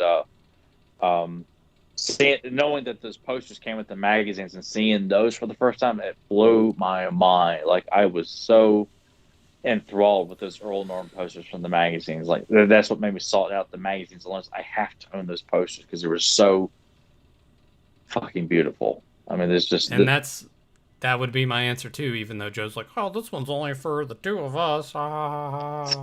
I didn't mean to dismiss you like that. Sure. Man, I really but no, that would be my same response because I don't know names of artists. I just clearly see what I like, and it was always what Tyler has had hanging above his collection. Which I got Earl Norm's posted. I got three of them right above me, which you can't quite see, but maybe if I tilt it up for our fans. Yeah. So when I would go to his apartment, that's usually what I would lock eyes on first. Didn't know who did it, but I was like, that looks really great, and gave me that itch. Between that and the classics that he has behind him, every time I would go over there and I would see that, I was like, damn, I need to get into this.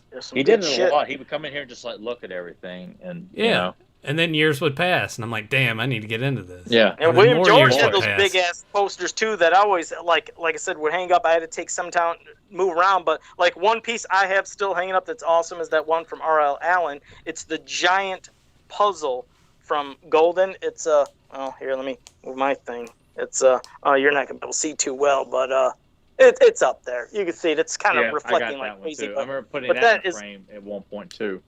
It's a badass piece. Yeah, no, most definitely. But now there's another question which I definitely know the answer to this, and this is from Todd Smith saying, "What's your favorite vehicle or playset from '86?" Well, mine, it's looking like a mess over there, but it's gonna be Eternia. Oh god, that fucking playset, best goddamn thing ever. Holy piss, do I love that. It's my favorite of all the vehicles and everything of any wave, any line. of the vehicles and playsets, I'm picking Attorney. God damn, I played with that forever. But I already did that story before. But that's my pick. What about you, Tyler? And then we'll get to Nathan, I guess. No, Nathan, if you got one, Nathan, because I got to think for a moment. Nathan, go on. Well, I mean, playset. It's pretty. I think that's unanimous when it comes to that. It's Attorney. I guess Tyler's answer would be different because I think it comes hand in hand with having it as a kid and actually playing with it, whereas mine's just strictly looking at it as what would I prefer to own, and Attorney playset would be at the top. Thanks, Joe, for actually including me in this question. I did. I mean, like I said, I'm a good guy. I am. I'm a good guy. I'm kind of considerate. Tyler, what about you? Well, mine is because I wasn't aware the Three Towers was even a playset as a kid. So yes, growing up, it's still, I've got two of them thanks to Nathan there. One day I'll get the Central Tower or something like that. But I think about this coming out in '86. Of course, he's got a fucking box for it. Of course, this is mint in box. I paid $30 for this. Mint in box. Look what I got for a cheap price, and you're all assholes. On eBay. That's right, buddy. God, Joe, you could have bought another one back then, because you were working your two jobs at the time. Old ass some bitch at Kmart working, boy. I'm making that money. What kind of bills did you have back in the '80s when you were near 30 years old, Joe? Because internet wasn't a thing back then, so it's pretty much just electric, water, paying your cable bill unless you were a satellite man. But even then, I feel like the cable bill probably wasn't as expensive. You've been driving the same car since then, so I guess you were working on paying that off. All the food came out of the garbage. Still hasn't gotten that paid off. It's been 36 years. Yeah, you do get a lot of free Hans Moleman on The Simpsons. I just made my last payment. And it blows up. What was that one episode of Married with Children? Remember they stole his Dodge? He said, again, 3 more payments and the damn thing would have been mine. Yeah. All right. Johnny Cox said, what were the other toy lines that your Masters of the Universe figures hung out with most when you were a kid? For me, it was Sectars. I loved even Sectars. They were bigger. It's just I like playing with them together. I had a couple Thundercats, but I had more Sectars than anything. And yeah, I think that was pretty much, that was it. Sectars for me. Turtles. The ones that I did have, I really kind of mingled with my Ninja Turtles because the same scale roughly. I never crossed over He-Man toys with other toy lines. I just never saw it. It was like it was He-Man was on its own. G.I. Joe I would play with on Snake Mountain and Castle Grayskull. I would cross over G.I. Joes with other playsets and stuff like that, which I didn't have many, but I never really did a lot of crossovers with other toys. I didn't cross over the Turtles with anybody else. G.I. Joe, what few Thundercats I had, I didn't cross those over. It was like I played within the confines of, I remember using my boxing Rocksteady from the Turtles sports line as my Tom Poe from Kickboxer. Okay, really? Yeah, I did because I think around that time I was really getting into Van Damme movies, and I got it for my birthday. That well, he's boxing. I'll make him my Tom Poe from Kickboxing. I can't remember who I made my Kurt Sloan. Who was it? May have been a GI Joe look. I can't really remember, but I remember specifically making that Rocksteady figure, which I actually bought again. And have on display in the den because of, and I hate variants. I hate turtle variants, but that one I had so much fun with because that was my Tom Poe as a kid. But honestly, I never crossed him over. I just chose not to. So, all right. Here comes a question from Oliver Belmont of the Wave 5 Vintage Masters of the Universe figures. Which among them had one of the best mini comic storylines? I love the Warrior Machine. I mean, I just fucking love that one myself. We're all gonna have different opinions, but Snake Attack is by far my favorite. I love Snake Attack. God, it's such a badass comic. The artwork is just all the villains look so menacing in it, and you get the stilt stalkers in the swamp. It just makes my nipples hard, Did you mention stilt stalkers? I had to fucking ruin it. What about you, Nathan? Oh, well, you can eat my ass. Now this is one that you can appropriately leave me out of. Because I couldn't, people were like, oh, shame, but I don't know what mini comics came with these figures in the waves. I probably haven't even read all of them. I've only read the ones, really, that we cover on the show. I'm not a true fan. Yeah, I knew it. Fake fan. That's why I know, and I guess it's like not necessarily to repeat certain topics, but like when like Rebecca's on, like she'll want to like discuss stuff that we've already discussed before, but it's always still fun. Like I know she wants to discuss Clash of Arms, like to discuss Snake Attack with Nathan. Like I don't think we ever did that. I know me and Joe covered Snake Attack, years ago. King of the Snake Man. That's another good one. War Machine. I don't like the artwork in it. Eye of the Storm's a terrible mini. It's not Leech. It's just not great. Another one of those like, oh man, I feel sorry for myself because I suck or whatever. Like, I hate those stories. And Snout Spout is better than that. And of course, the Ultimate Battleground, that came with the Eternity playset is a tremendous mini comic as well. Like badass. Yeah, I loved having that. Do you have that, Tyler? Do you have that mini comic? Yes, I have it in frame over here. It's given to. Okay. I didn't know if you got it with. Oh, okay, I wasn't sure if you got it with your Eternia playset or not. That's all. So I was just double checking. Oh no, Rebel. I wasn't aware there's even a playset. Wow. Listening. So he's trying so hard to work in a jab at me. I'm like, what? I'm not jabbing. Like, I was being serious. I wasn't jabbing. Like a fool I just said I wasn't. I don't look like a fool. Well, I can't help it. You had a peanut brain, didn't know. Rebel Wookie said, "I love the enthusiasm you guys have for these figures." I like how he just has to keep going. Even when you tell him like the lights are off, and he still insists that the lights are on, and he just keeps going. Like this would have been so much better if he just would have like. You guys last covered Snake Attack all the way back at episode 70. By the way, so that's a long time. Yeah, that was a long time ago. Yeah, we'll revisit. All of us can do that. The whole discussion with all four of us. And Rebel Wookie does love the enthusiasm that we have for these figures compared to the cynical, too cool attitude we all had back in the day. Said we all thought this was the jump shark moment for Master Universe, but no. I mean, even back then, I never cynical. I was never cynical. I bought and embraced every damn thing they gave us. Never questioned anything. It's a world of fantasy. And there's things and creatures and beings that are beyond what's on Earth. It's like that's what it is. It's using your imagination. So never question it. But this chat's jumped all around crazy. I'll see if there's one more question I can get before we wrap it up. Let's see. I wanted to get one good one because there was a question for Nathan, but he can't process a question. Yeah, okay. It was Sportimus asking what I thought of Thunder Punch He-Man here. Looks great. I got to finagle with the hand here to get the sword in. I do love the punch effect that comes with it. I wish they had released more of those. Yeah, I was thinking about maybe doing that too. Yeah, that's how mine's depicted over there on the variant shelf. So that's probably what I'll do. I'll snap the shield off of this arm, put it over here, and then put that effect on the fist, and then display it. Well, you know what? Since my chat jumped everywhere, I think, we'll leave it with that question for you. Because, Nathan, I gave you a hard time. I want another question. I was trying to be nice and respectful. Well, Nathan, let him have a good moment. Here we go. Since Joe doesn't know how to read, Gavin the Nerd, I'll try to cram a question. Would y'all want a He-Man trilogy in the formula of the original Star Wars? Introduction, Darkest Hour, conclusion. I think we've all would have preferred something like that. I had ideas for that myself. Because people act like they don't know how to release modern fantasy films today. But I mean, you don't have to copy Star Wars, but I think a trilogy, and then you would spin off into a Princess of Power series if you wanted to, or something like that. So I'd love to see something like that. Or you could do a series of films that wouldn't look like cookie cutter Marvel and DC films, where they all look like the same damn thing over and over again. Damn, Spider-Rat's dad actually worked at Coleco. What? I had to say Spider-Rat actually had a comment said he got a bunch of sectors free as a kid because his dad worked at Coleco until the plant closed back in the day. Damn. All these people that have their fathers. Got any Rambo figures too.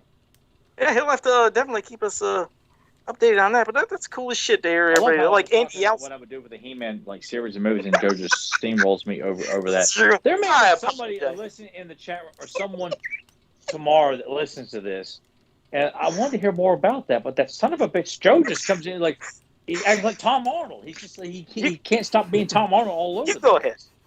I apologize. You go ahead. Well, let me interrupt you again. It's all you, man. You won't hear no more. I promise. How many times have we heard Joe say, "I'm done. I'm tapped out. I'm not saying anything else. I won't say anything else." And then he's just, Tom Arnold all over the place. He's taking a big wad out of his ass and smearing it. Yeah, right all over there. There we go. Yeah, tremendous there, dude. Yeah. I'm displayed on the side. Yeah, it's such a great variant. Yeah. At least, well, we really can't. I mean, I have to give the Horseman credit for how great the classics were because, well, Scott wasn't sculpting the figures.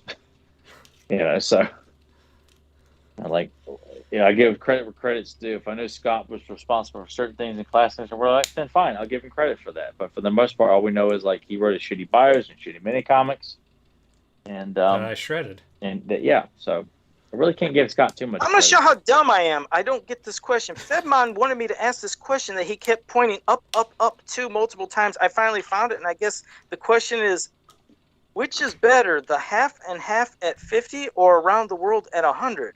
What the hell does that mean? Is this a movie reference? Am I stupid? I don't know what that means. I don't Nathan? know either. Good, then. We're all stupid. All right. Well, for anybody that is new to this chat room, and oh my god, I can't even fucking talk right. Let me try this again. Leave comments for us on our YouTube channel. We love to read comments. If you have something you want to share, whether you don't like us or you like us or something you want to talk about, leave comments. We love reading. I check it regularly. I love to read comments. I want to emphasize it. It's always fun when we get comments. And everybody's been a lot more active as of late, and it's greatly appreciated. And for people who are new to the channel, like I always say, make sure you like, subscribe, share, and ring that bell so you can always be notified when we go live. And until next time, have a powerful day. You will have long blonde hair, world-class breasts, ass that won't quit, and legs that go all the way up. I'm going to give Joe a second to see if I know what it is.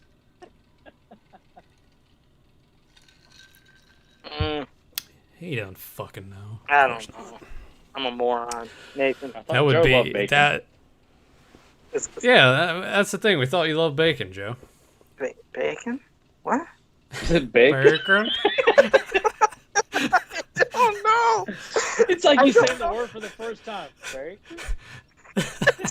What a great T-shirt that would be. Joe's face on the shirt says bacon with a question mark. What is it? Trimmers. Kevin Bacon and Trimmers. Yeah. Oh wow, shit. Man, I've never seen that movie in 20 years. I saw. Well, I remember the one woman had her so legs look kind of hairy in it. She's still hot, but yes. It's worse on Blu-ray. Yeah. Oh really?